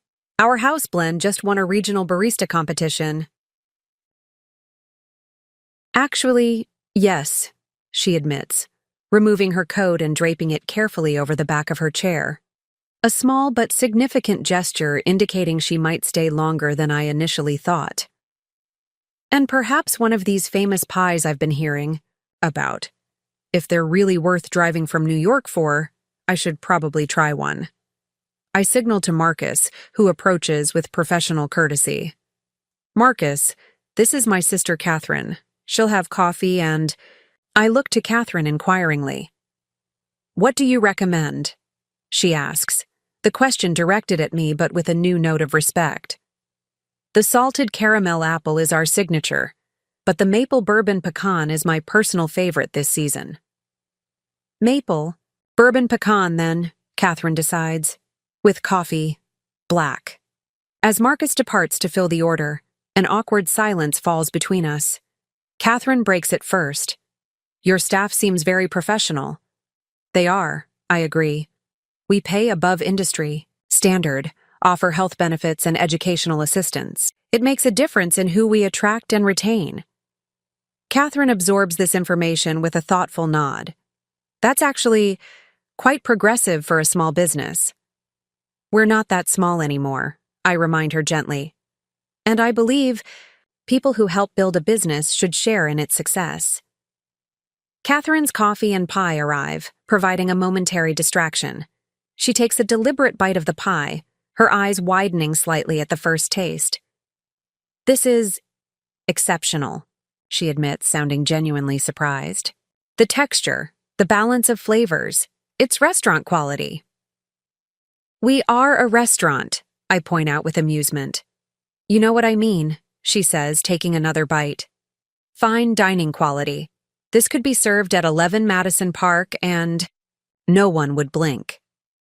The compliment, specific and informed by Catherine's extensive dining experiences, pleases me more than I expected. My sister has always been sparing with praise, making her approval all the more valuable when offered. "Thank you," I say simply. "That means a lot." Catherine sips her coffee, studying me over the rim of her cup. "You seem different here, more assured, centered." This is my element, I explain. The place where everything makes sense to me, where I know exactly who I am and what I'm doing. I never understood that, Catherine admits. How you could choose this over the opportunities your education prepared you for. It seemed like such a waste. It wasn't a rejection of my education, I clarify. It was an application of it in a way that aligned with my values. Cornell taught me hospitality management, business principles, food service operations. I use those skills every day, just not in a corporate context. Catherine considers this, taking another bite of pie. I always thought you were being stubborn, trying to prove some point about independence. It never occurred to me that you genuinely loved this work. Both things can be true, I acknowledge with a small smile. I am stubborn, and I do love this work. This draws a surprised laugh from Catherine, a genuine one, not the controlled, social chuckle she typically employs. Fair enough, we Mitchells aren't known for our flexibility. That might be the understatement of the century, I agree, and suddenly we're both laughing, the tension between us easing momentarily. When our laughter subsides, Catherine's expression grows more serious. After you left last night, I couldn't sleep. I kept thinking about what you said, about how we measure success in this family, about relationships being transactional rather than genuine. She hesitates, then continues. I'm not sure I know how to change that, Vanessa. It's so ingrained in how I see the world. The admission surprises me with its vulnerability. Catherine rarely acknowledges limitations or uncertainty. I don't have perfect answers either, I tell her honestly. But recognizing the pattern is the first step, isn't it? Maybe we start small, checking in without agenda, sharing experiences, without judgment, listening to understand rather than to respond. Catherine nods slowly. I think I'd like to try that. She glances around the diner again, this time with genuine curiosity rather than evaluation. Would you show me around? Help me understand what you've built here? The request, simple yet profound in what it represents, catches me off guard. For the first time in our adult lives, Catherine is asking to enter my world on my terms, to see through my eyes rather than imposing her perspective.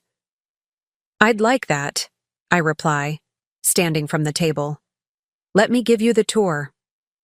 For the next 30 minutes, I guide Catherine through Mabel's, explaining our operational systems, introducing her to staff members, showing her the vintage equipment we've preserved alongside modern upgrades. I take her into the kitchen where Luis and Sharonda are prepping for lunch service, to the small office where we manage scheduling and inventory, even to the basement where we've installed a test kitchen for recipe development. Catherine asks thoughtful questions throughout, her business acumen allowing her to appreciate the complexity behind our apparently simple operation. By the time we return to her table, her coffee cold and pie finished, something has shifted between us. Not a complete transformation, but a new wavelength of understanding. Thank you for the tour, she says as she gathers her coat and purse. I understand better now. Not completely, perhaps, but better. That's all anyone can ask, I reply, walking her toward the door. At the entrance, Catherine pauses. Richard and I are hosting a small dinner next Friday. Just family, no business associates or social obligations. Would you consider coming? I promise no one will comment on your career choices or try to fix you up with eligible bachelors. The invitation, delivered with a hint of self-deprecating humor, represents more than just another family gathering. It's an acknowledgement of past mistakes, an effort to create a new pattern. I'd like that, I tell her sincerely. Text me the details? Catherine nods, then surprises me with a quick, slightly awkward hug before departing. Through the diner's front windows. I watch her walk to her luxury SUV, her posture straight as always, but somehow less rigid than before. Marcus appears beside me, curiosity evident in his expression. Everything okay, boss? I consider the question with all its layers and implications. Yes, I decide finally. I think it might be, actually. As I return to work, checking in with customers and clearing tables, I feel a sense of quiet satisfaction. Not the vindication I might have expected after years of judgment and exclusion, but something more valuable. The beginning of authentic connection, of being seen for who I actually am rather than who others expected me to be. My phone vibrates in my pocket. Another text from Olivia. Did Mom really just show up at Mabel's? OMG, she's never spontaneous. What's happening? I smile, typing back quickly. Progress, I think. Slow, but real. The morning continues, the diner's rhythm uninterrupted by my personal revelations. Customers come and go, staff work with practiced efficiency. The business I've built operates as it should. My life hasn't fundamentally changed since yesterday. I'm still the same person with the same values and priorities. What's changed is the possibility of integration rather than compartmentalization, of bringing together the separate spheres I've maintained for years. As I refill a customer's coffee cup, I catch my reflection in the diner's large front window, still in my blue uniform, name tag pinned precisely, hair neatly secured. The image overlaps with my memory of last night at Catherine's house in my carefully selected outfit, creating a visual representation of my dual identity. Not two separate selves, I realize, but one complete person who has refused to be defined by others' expectations. In that moment, I feel a profound gratitude for the path I've chosen, not despite its difficulties, but because of them. The challenges shaped me, forced me to define success on my own terms, taught me to trust my instincts even when everyone around me questioned them. The business I've built is valuable not just for its financial success, but for what it represents, the buy. Courage to choose authenticity over conformity, substance over appearance, personal fulfillment over external validation. My family is beginning to see that now, to recognize the strength rather than the stubbornness in my choices. But even if they hadn't, even if last night's revelations had led to further estrangement rather than tentative reconciliation, I would still be standing exactly where I am now, confident in my decisions, proud of my accomplishments, at peace with my path. That, more than any net worth statement or business accolade, is the true measure of success. The afternoon business meeting unfolds in the sleek conference room of our production facility on the outskirts of New Haven. Floor-to-ceiling windows overlook the carefully preserved 1920s brick exterior, a deliberate contrast to the modern equipment and technology housed within. Around the polished walnut table sit my core leadership team, Diane, our operations director, Marcus, now our director of front-of-house operations for all locations, Elena, our marketing and brand strategist, and Jackson, our culinary development chef. The Whole Foods rollout exceeded projections by 22% in the first month, Diane reports, sliding data sheets across the table. Their procurement team is already discussing expanded distribution to additional regions. They're particularly interested in the cookie line we're developing. Speaking of which, Jackson interjects, pushing forward a tray of samples. These are the finalized recipes. Traditional chocolate chip, lemon cranberry shortbread, triple ginger, and dark chocolate sea salt. I taste each cookie, considering the flavor profiles, texture, and how they align with our brand standards. The ginger needs more heat, I observe. The shortbread is perfect. Let's add a touch more sea salt to the chocolate version. That slight savory note is our signature. Elena makes notes on her tablet. We need to finalize packaging this week if we want to meet the spring. Release timeline. I've narrowed it down to 3 options. She displays mock-ups on the large screen at the end of the room, each design capturing our blend of vintage aesthetic and modern sophistication. The meeting continues with the usual blend of strategic decisions and tactical details that have built our business. We discuss hiring for the Hartford location opening in January, review the quarterly financial reports showing steady growth across all revenue streams, and evaluate new product opportunities, including a potential frozen pie partnership with a national distributor. Throughout the meeting, I find my thoughts occasionally drifting to this morning's unexpected visit from Catherine.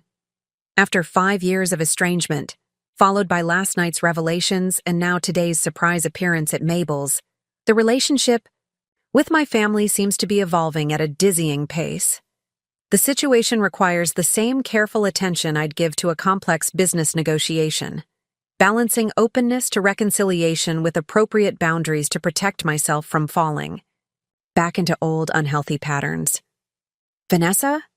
Diane's voice pulls me from my thoughts. Your take on the production capacity question? I refocus quickly.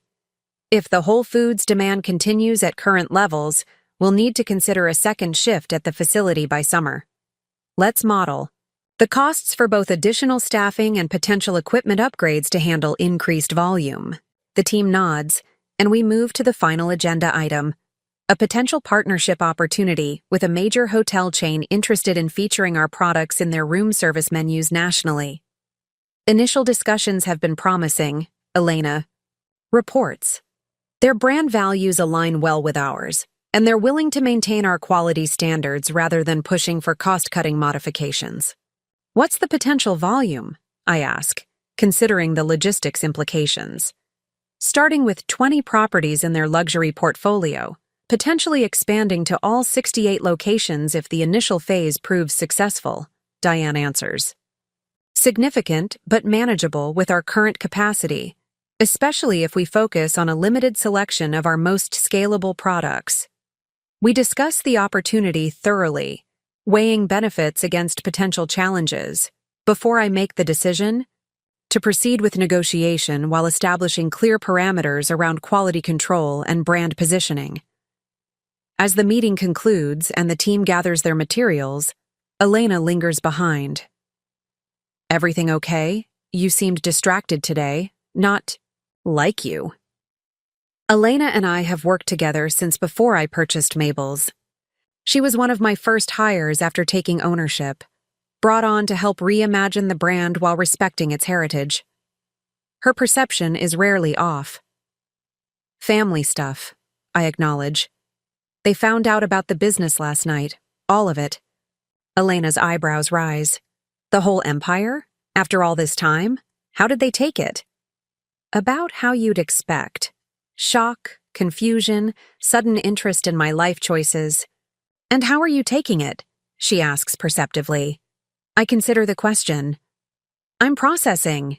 It's complex. Relief that secrets are finally out. Wariness about their motivations for reconnecting. Hope that maybe we can build something healthier, moving forward. Just remember what we always tell each other about business partnerships, Elena advises with a knowing look. Past behavior is the best predictor of future behavior. I recite the mantra we've used when evaluating potential collaborators. Exactly, she nods. People can change, but fundamental values rarely do. Proceed with optimism, but protect yourself. When did you get so wise? I ask with a smile. I learned from the best, she replies, gathering her materials. By the way, that Brandon Crawford who keeps calling about investment opportunities? He reached out again this morning. I told him to schedule through proper channels, but he seems very persistent. The mention of Brandon surprises me. He was just at Mabel's this morning. Didn't mention he'd been reaching out repeatedly. 3 times in the past 2 weeks, Elena confirms. Should I continue deflecting, or is this something you want to explore? I consider the question. While external investment isn't something I've actively sought, understanding our position in the market could be valuable, especially as we continue to expand. Set up a preliminary call. Make it clear it's exploratory only, no commitments. Elena nods and departs, leaving me alone in the conference room. Through the windows, I watch our staff moving efficiently through the production facility, bakers shaping pie crusts by hand, despite the volume we now produce, quality control, specialists inspecting each item before packaging, shipping coordinators preparing orders for nationwide distribution. What began as a beloved local diner has evolved into something I never fully imagined, growing organically from one opportunity to the next. My phone chimes with a notification, an email from Richard, Catherine's husband. The subject line reads, simply business proposal. Intrigued, I open it immediately. Vanessa, I hope this finds you well. I'd like to discuss a potential business opportunity that might be of mutual interest. As you may know, I'm involved with a medical research center development in Hartford. The project includes retail spaces designed to create a community environment within the medical complex. We're specifically looking for established local businesses with strong brand recognition and community goodwill. Based on what I've learned about Mabel's expansion strategy, this might align with your growth plans. The location would offer built-in foot traffic from medical professionals, patients, and visitors, approximately 3,000 people daily once fully operational. Would you be available to discuss this further? Perhaps over lunch next week? Regards, Richard. The message is unexpected but intriguing. Richard has always been the most pragmatic member of my sister's household, focused on logical outcomes rather than emotional undercurrents. While Catherine and my mother judge based on adherence to social expectations, Richard evaluates situations on their practical merits. His reaching out with a business proposition suggests he's taken my revealed success seriously, seeing me as a legitimate entrepreneur rather than merely his sister-in-law who finally made good. I respond briefly, expressing interest in learning more and suggesting lunch on Wednesday at a neutral location, a well-regarded restaurant downtown rather than either Mabel's or his office. Professional boundaries seem advisable as we navigate this new dynamic. As I gather my materials and prepare to leave, my phone rings, Olivia's name appearing on the screen. Aunt V, did you get Mom's text about dinner next Friday? She asks without preamble when I answer. I did, I confirm, making my way to the parking lot. I told her I'd come. Awesome. I'm coming home from MIT specially for it. Even James and Mia are driving down. It's like the first actual family gathering without some social networking agenda in forever. Her excitement is palpable and touching. And get this, Mom's actually cooking, herself, not caterers. She's been watching YouTube tutorials all day.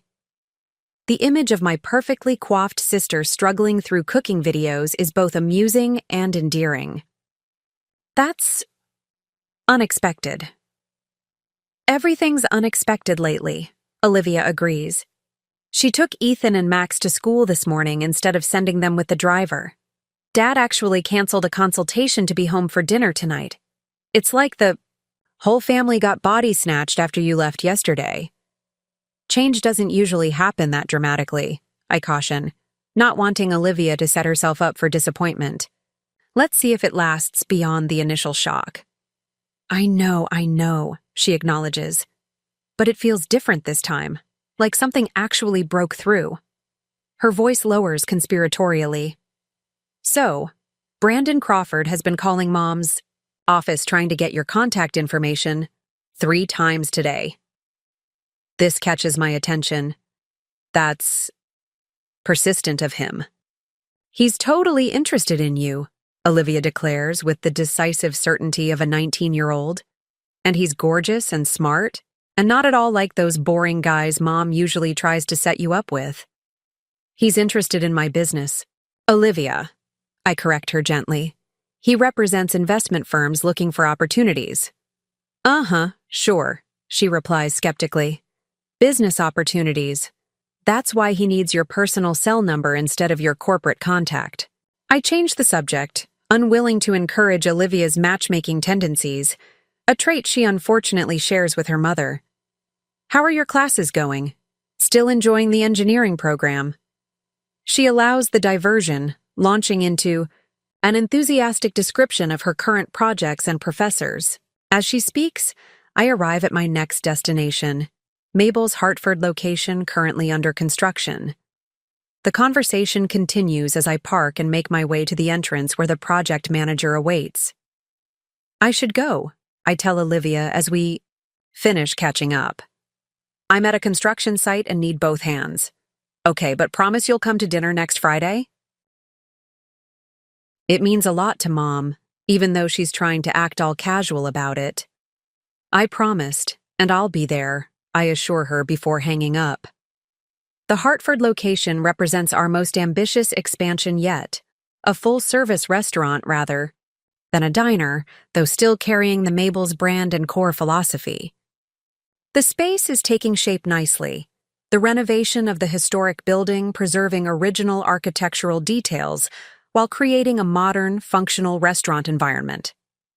The project manager walks me through recent progress, highlighting completed elements and discussing timeline adjustments for aspects that have fallen behind schedule. We review material samples for the custom banquettes, lighting fixtures selected to complement the existing architecture, and placement of the vintage elements we've sourced to maintain the connection to Mabel's heritage while creating a distinct identity for this location. As I inspect the partially completed kitchen, I find myself considering Richard's proposition about the medical center retail space. The timing is interesting. We hadn't planned another expansion so soon after Hartford, but opportunities sometimes appear when least expected. Like my original purchase of Mabel's, which came about not through careful planning, but through recognizing the right moment when it arrived.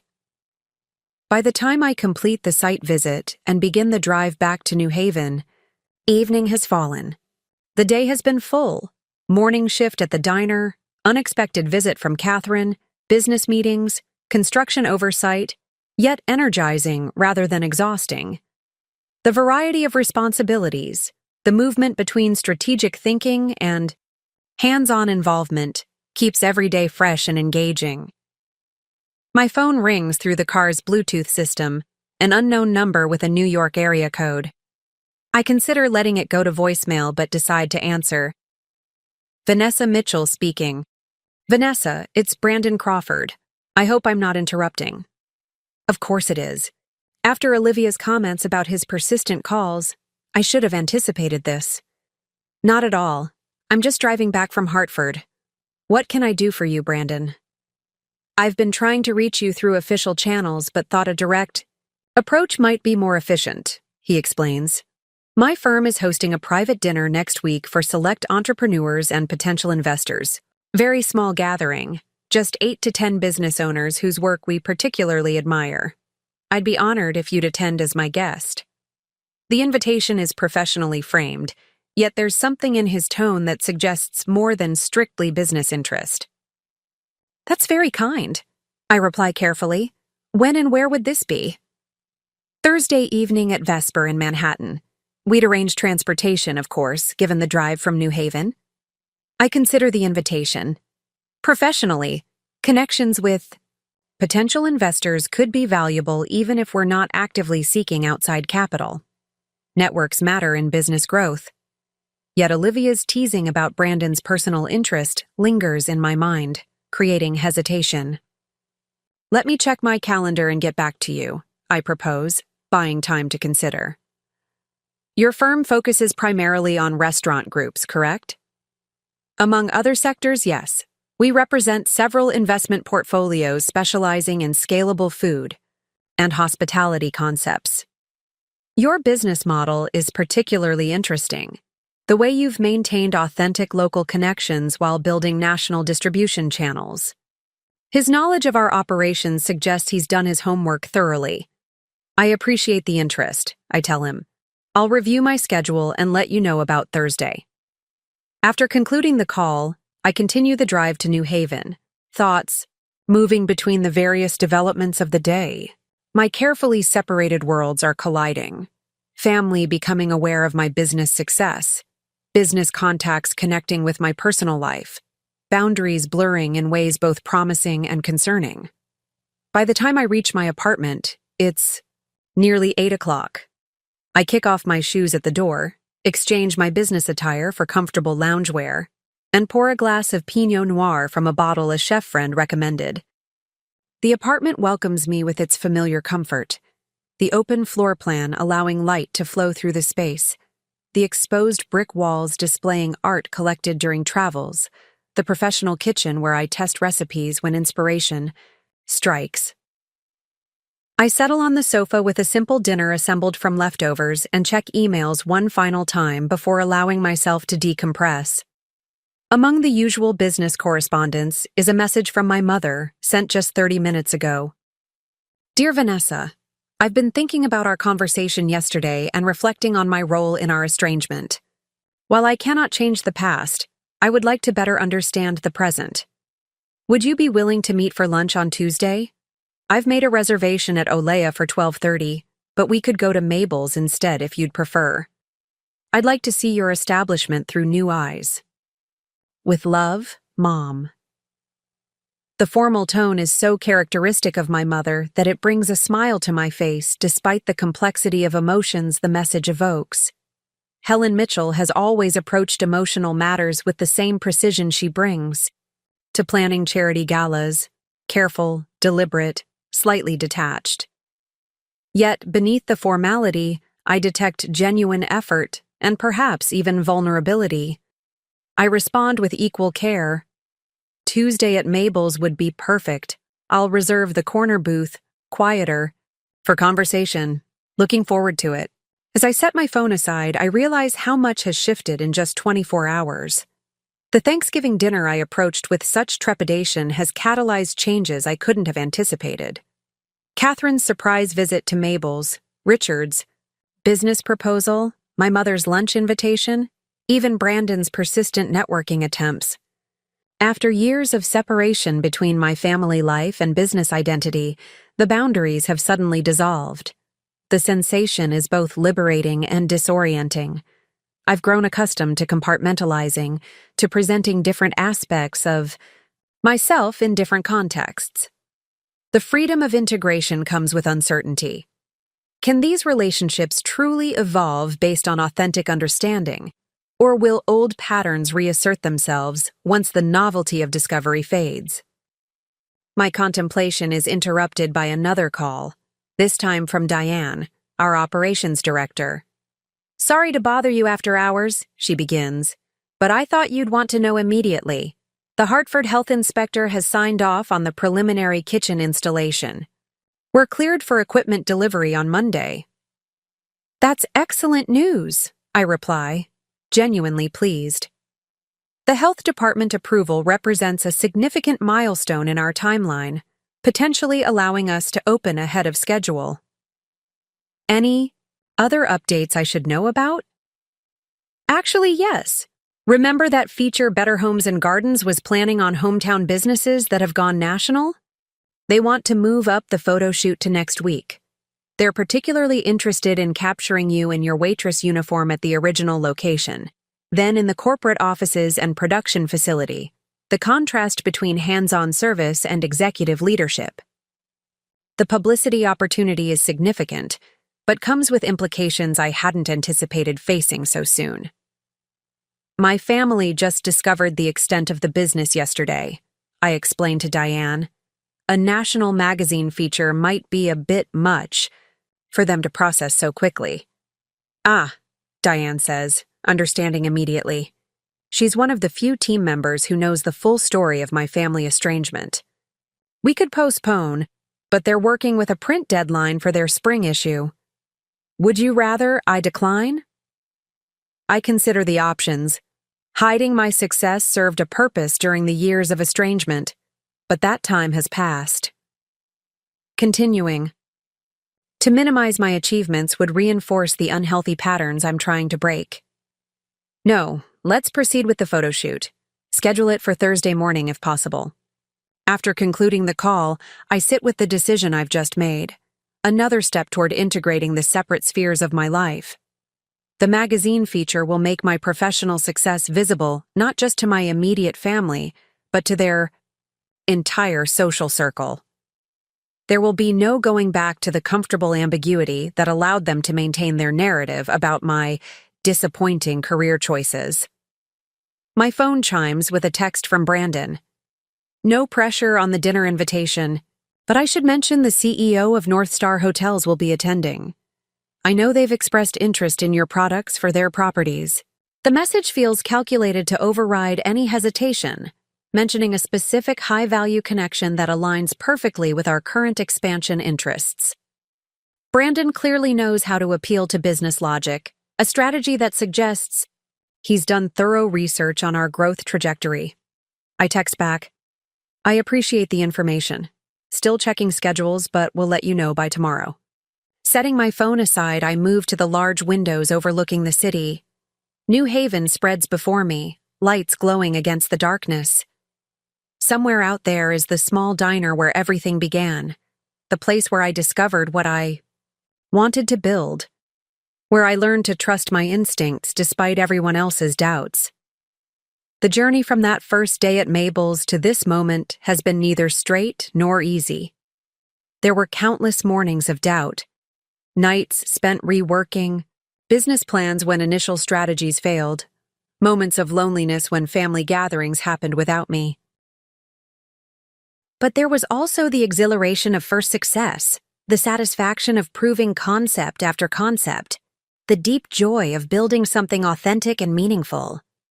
Standing here now, I'm struck by the realization that every difficulty contributed something essential to the person I've become.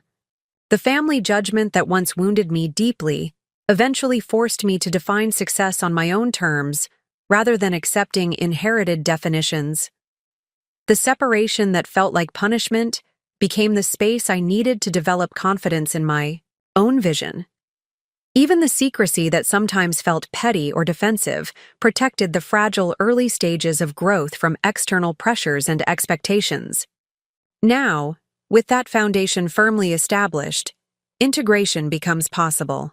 Not because I need family validation, but because I'm secure enough to engage without being destabilized.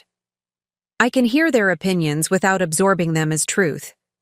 I can share my achievements without requiring their approval. I can consider Richard's business proposal or Brandon's investment connections based on merit rather than emotional need.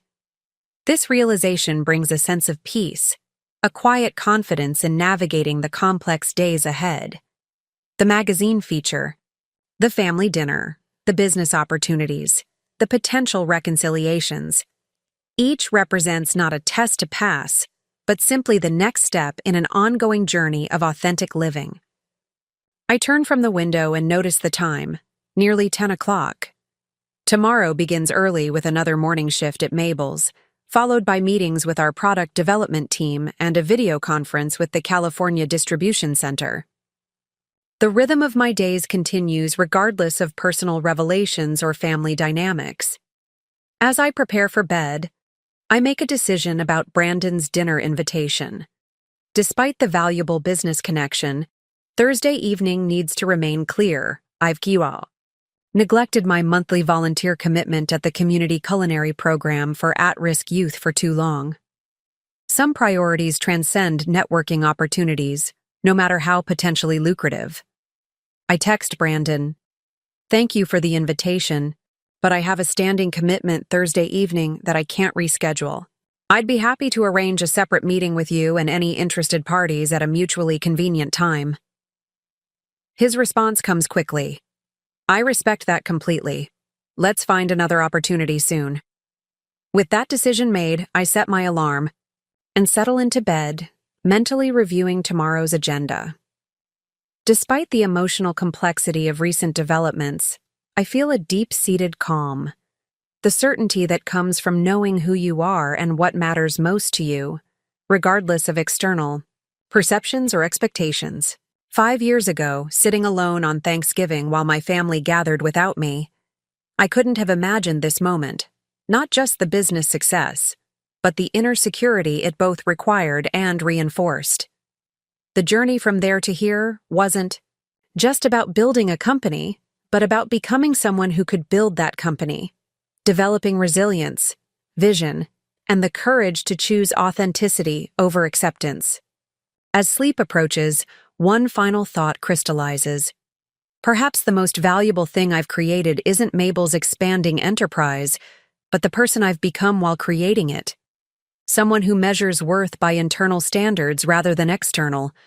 Validation, who understands that true success encompasses not just achievement, but alignment with personal values and purpose.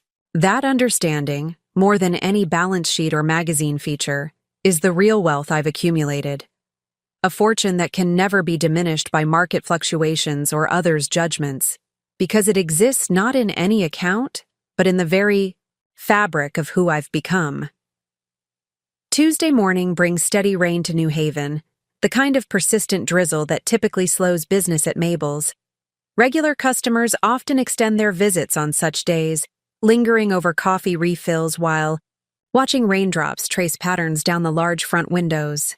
I arrive at 5:30 a.m. as usual, using the quiet pre-opening hour to review supply orders and update staff schedules before service begins. The knowledge that my mother will be visiting at lunchtime creates a subtle undercurrent of tension as I move through my morning routine. Helen Mitchell has visited Mabel's exactly once in 12 years, a brief, uncomfortable appearance shortly after I started working there. She had sat primly at the counter, barely touching her coffee, her expression a mixture of confusion and disappointment as she watched me refill ketchup bottles and take orders from truck drivers. Today will be different. She's coming not to rescue me from a regrettable career choice, but to understand the business I've built. At least that's what she's indicated. Whether she can truly set aside decades of ingrained judgments remains to be seen. "You seem distracted," Sharonda observes as we prep the service stations together. "Everything okay?" "My mother's coming." "For lunch," I explain, arranging sugar packets with unnecessary precision. Sharonda pauses, dishcloth in hand. In her 15 years at Mabel's, she's heard enough about my family dynamics to understand the significance. The same mother who said waiting tables was beneath a Mitchell? The very same. And she's coming here? Voluntarily? Sharonda's eyebrows rise toward her hairnet. Apparently discovering your daughter owns a successful business rather than just working in one changes perspectives. I can't keep the edge of irony from my voice. Sharonda shakes her head. "People and their priorities, I swear. But listen." Her expression softens. "Don't let her get in your head. You built something real here, something that matters to a lot of people. Don't forget that, no matter what she says." The simple validation from someone who has witnessed the entire journey, from new hire to owner to industry leader, centers me. "Thanks, Sharonda. I needed that reminder." "That's what I'm here for," she replies with a wink. "That and making sure these biscuits don't burn while Luis is busy showing off his fancy culinary school techniques." The morning shift proceeds with familiar efficiency. Regular customers stream in despite the rain, creating the comforting backdrop of conversation and clinking silverware that has been the soundtrack to my working life for over a decade. I move through the dining room with practiced ease, remembering preferences, asking about family members, celebrating small victories with regulars who have become something like extended family. Mr. Abernathy, a retired English professor who has occupied the same booth every Tuesday morning for 8 years, catches my arm gently as I refill his coffee. "I saw that article about you in the New Haven Business Journal," he says with obvious pride, as if my success somehow reflects on him. "The one about the expansion to Hartford. Always knew you were destined for bigger things." "Not bigger," I correct him with a smile. "Just more of what works." "Semantics," he dismisses with a wave of his hand, the English professor emerging. "The point is, you've built something significant while staying true to your values. That's rare in business. And worth noting." His observation echoes what I've been reflecting on recently. The continuity between where I started and what I've built. The through line of authenticity that connects my first day at Mabel's to our current enterprise. "Thank you for noticing." "That," I tell him sincerely, "it means a lot." As the morning rush transitions to the quieter midday period, I check the time with increasing frequency. My mother is nothing if not punctual. Her 12:30 reservation will see her arriving at precisely 12:28, allowing her to be seated exactly on time. At 12:15, I duck into the small office to change from my waitress uniform into more business-appropriate attire. A simple navy dress with subtle gold jewelry, professional but not overly formal. When I emerge, Marcus gives me an approving nod. "Corner booth is ready," he confirms. "Want me to serve, or are you handling this yourself?" I consider the question. Having Marcus wait on our table would create distance, positioning me firmly as owner rather than server. But that feels like regression rather than progress, attempting to conform to my mother's expectations rather than standing confidently in my dual role. "I'll handle it," I decide. "But maybe you could expedite our order with the kitchen? I'd like this to go smoothly." At precisely 12:28, the front door opens to admit Helen Mitchell. She pauses just inside, removing her umbrella and surveying the diner with the evaluative gaze I remember from childhood visits to restaurants. Her appearance is immaculate as always. Camel trench coat perfectly belted, silk scarf arranged just so, makeup subtle but flawless despite the humid weather. At 72, she remains elegant and imposing, her posture indicating a lifetime of conscious self-presentation. I move to greet her, conscious of the eyes of my staff following with undisguised curiosity. They've heard enough references to my family over the years to recognize this as a significant moment. "Mom," I say, reaching for her coat. "Thank you for coming." "Vanessa." She kisses the air near my cheek, a social habit rather than genuine affection. I must say this place looks different than I remember. The comment could be interpreted as critical, but her tone suggests genuine observation rather than judgment. I realize she's right. Mabel's has evolved significantly since her last visit. The vintage elements remain, but we've updated the lighting, improved the seating, added subtle branding elements that tie this location visually to our newer outposts. We've made some changes over the years, I acknowledge, guiding her to the corner booth I've reserved, but kept the heart of what makes Mabel's special.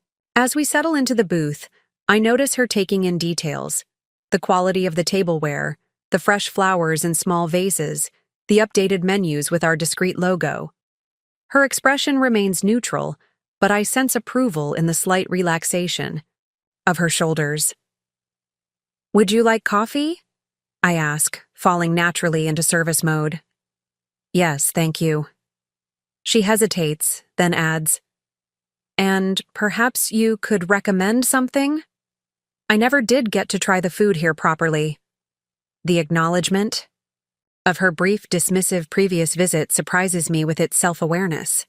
"Our seasonal harvest salad is excellent," I suggest, or if you're feeling more indulgent, the crab cake Benedict is our most popular lunch item. "The Benedict sounds lovely," she decides, setting the menu aside. "You're not joining me?" she adds, noticing I haven't sat down. "I'll get our order in first, then sit," I explain. "One of the benefits of ownership, priority service." A small smile tugs at the corner of her mouth. The closest Helen Mitchell comes to visible amusement. "Practical. Your grandmother would approve." The reference to my grandmother, her mother, catches me off guard. Grandma Helen was the only family member who supported my decision to work at Mabel's, who saw value in honest work regardless of prestige. Her inheritance had been instrumental in my purchase of the diner when Mabel retired. She would have loved what Mabel's has become, I say, turning toward the kitchen before emotion can overtake me. After placing our order with Luis, who promises to create the best damn Benedict your mother has ever tasted, I return to the booth with coffee for both of us. My mother has removed her scarf and sits with perfect posture, hands folded precisely, on the table before her. "This is quite civilized," she observes, adding a measured teaspoon of sugar to her coffee. I had expected something more, rustic. "We've evolved," I reply, "though we still focus on comfort food done exceptionally. Well, rather than pretentious cuisine." A clear brand identity, she notes with surprising business acumen. Upscale enough to justify premium pricing, but accessible enough to maintain broad appeal. I look at her with new interest. Helen Mitchell was never just a socialite, I remind myself. Before marrying my father, she had studied economics, and even after becoming primarily a mother and community leader, she had managed our family's finances with precision. Her understanding of business principles shouldn't surprise me. That's exactly right, I acknowledge, though I would add that authenticity is central to everything we do. We won't compromise quality for scalability, and we maintain direct connections to our customers across all locations. She nods thoughtfully. Like working shifts yourself, even now. Exactly. It keeps me grounded, connected to what our customers actually want, rather than what marketing data suggests they might want. Our food arrives, presented by Luis himself rather than a server. A small gesture of curiosity about my mother, I suspect. The Benedict is indeed a work of art. Perfectly poached eggs atop delicate crab cakes, the hollandaise sauce rich yet light, garnished with microgreens from our partner farm just outside the city. My mother takes a deliberate first bite, her expression shifting from polite interest to genuine appreciation. This is exceptional, she admits. Far beyond what I expected. Luis is a talented chef, I tell her. He's been with us for 3 years, and we're sponsoring his culinary education. A staff development program? She seems genuinely interested. That's forward thinking for a business of this size. It reduces turnover, builds loyalty, and ensures consistent quality, I explain. But more importantly, it's the right thing to do. Many of our staff come from backgrounds with limited educational opportunities. We can help change that trajectory. My mother studies me with an expression I can't quite read. You sound like your grandmother. She was always concerned with what she called practical goodness, actions that benefit both individuals and the community simultaneously. The comparison warms me unexpectedly. Grandma Helen had been the moral compass of our family, the one who emphasized ethical choices over appearances. That's a meaningful compliment, I tell my mother. Thank you. We eat in silence for a few moments before she speaks again. I've been thinking about what you said at Catherine's, about how we measure success in this family, about relationships being transactional rather than genuine. She sets down her fork precisely. I'm not sure when that shift happened. Your father and I didn't start with those values. The mention of my father, who left when Catherine was 12, James 10, and I just 8, creates a brief tension. He's rarely mentioned in family conversations, his absence a carefully managed gap in our shared narrative.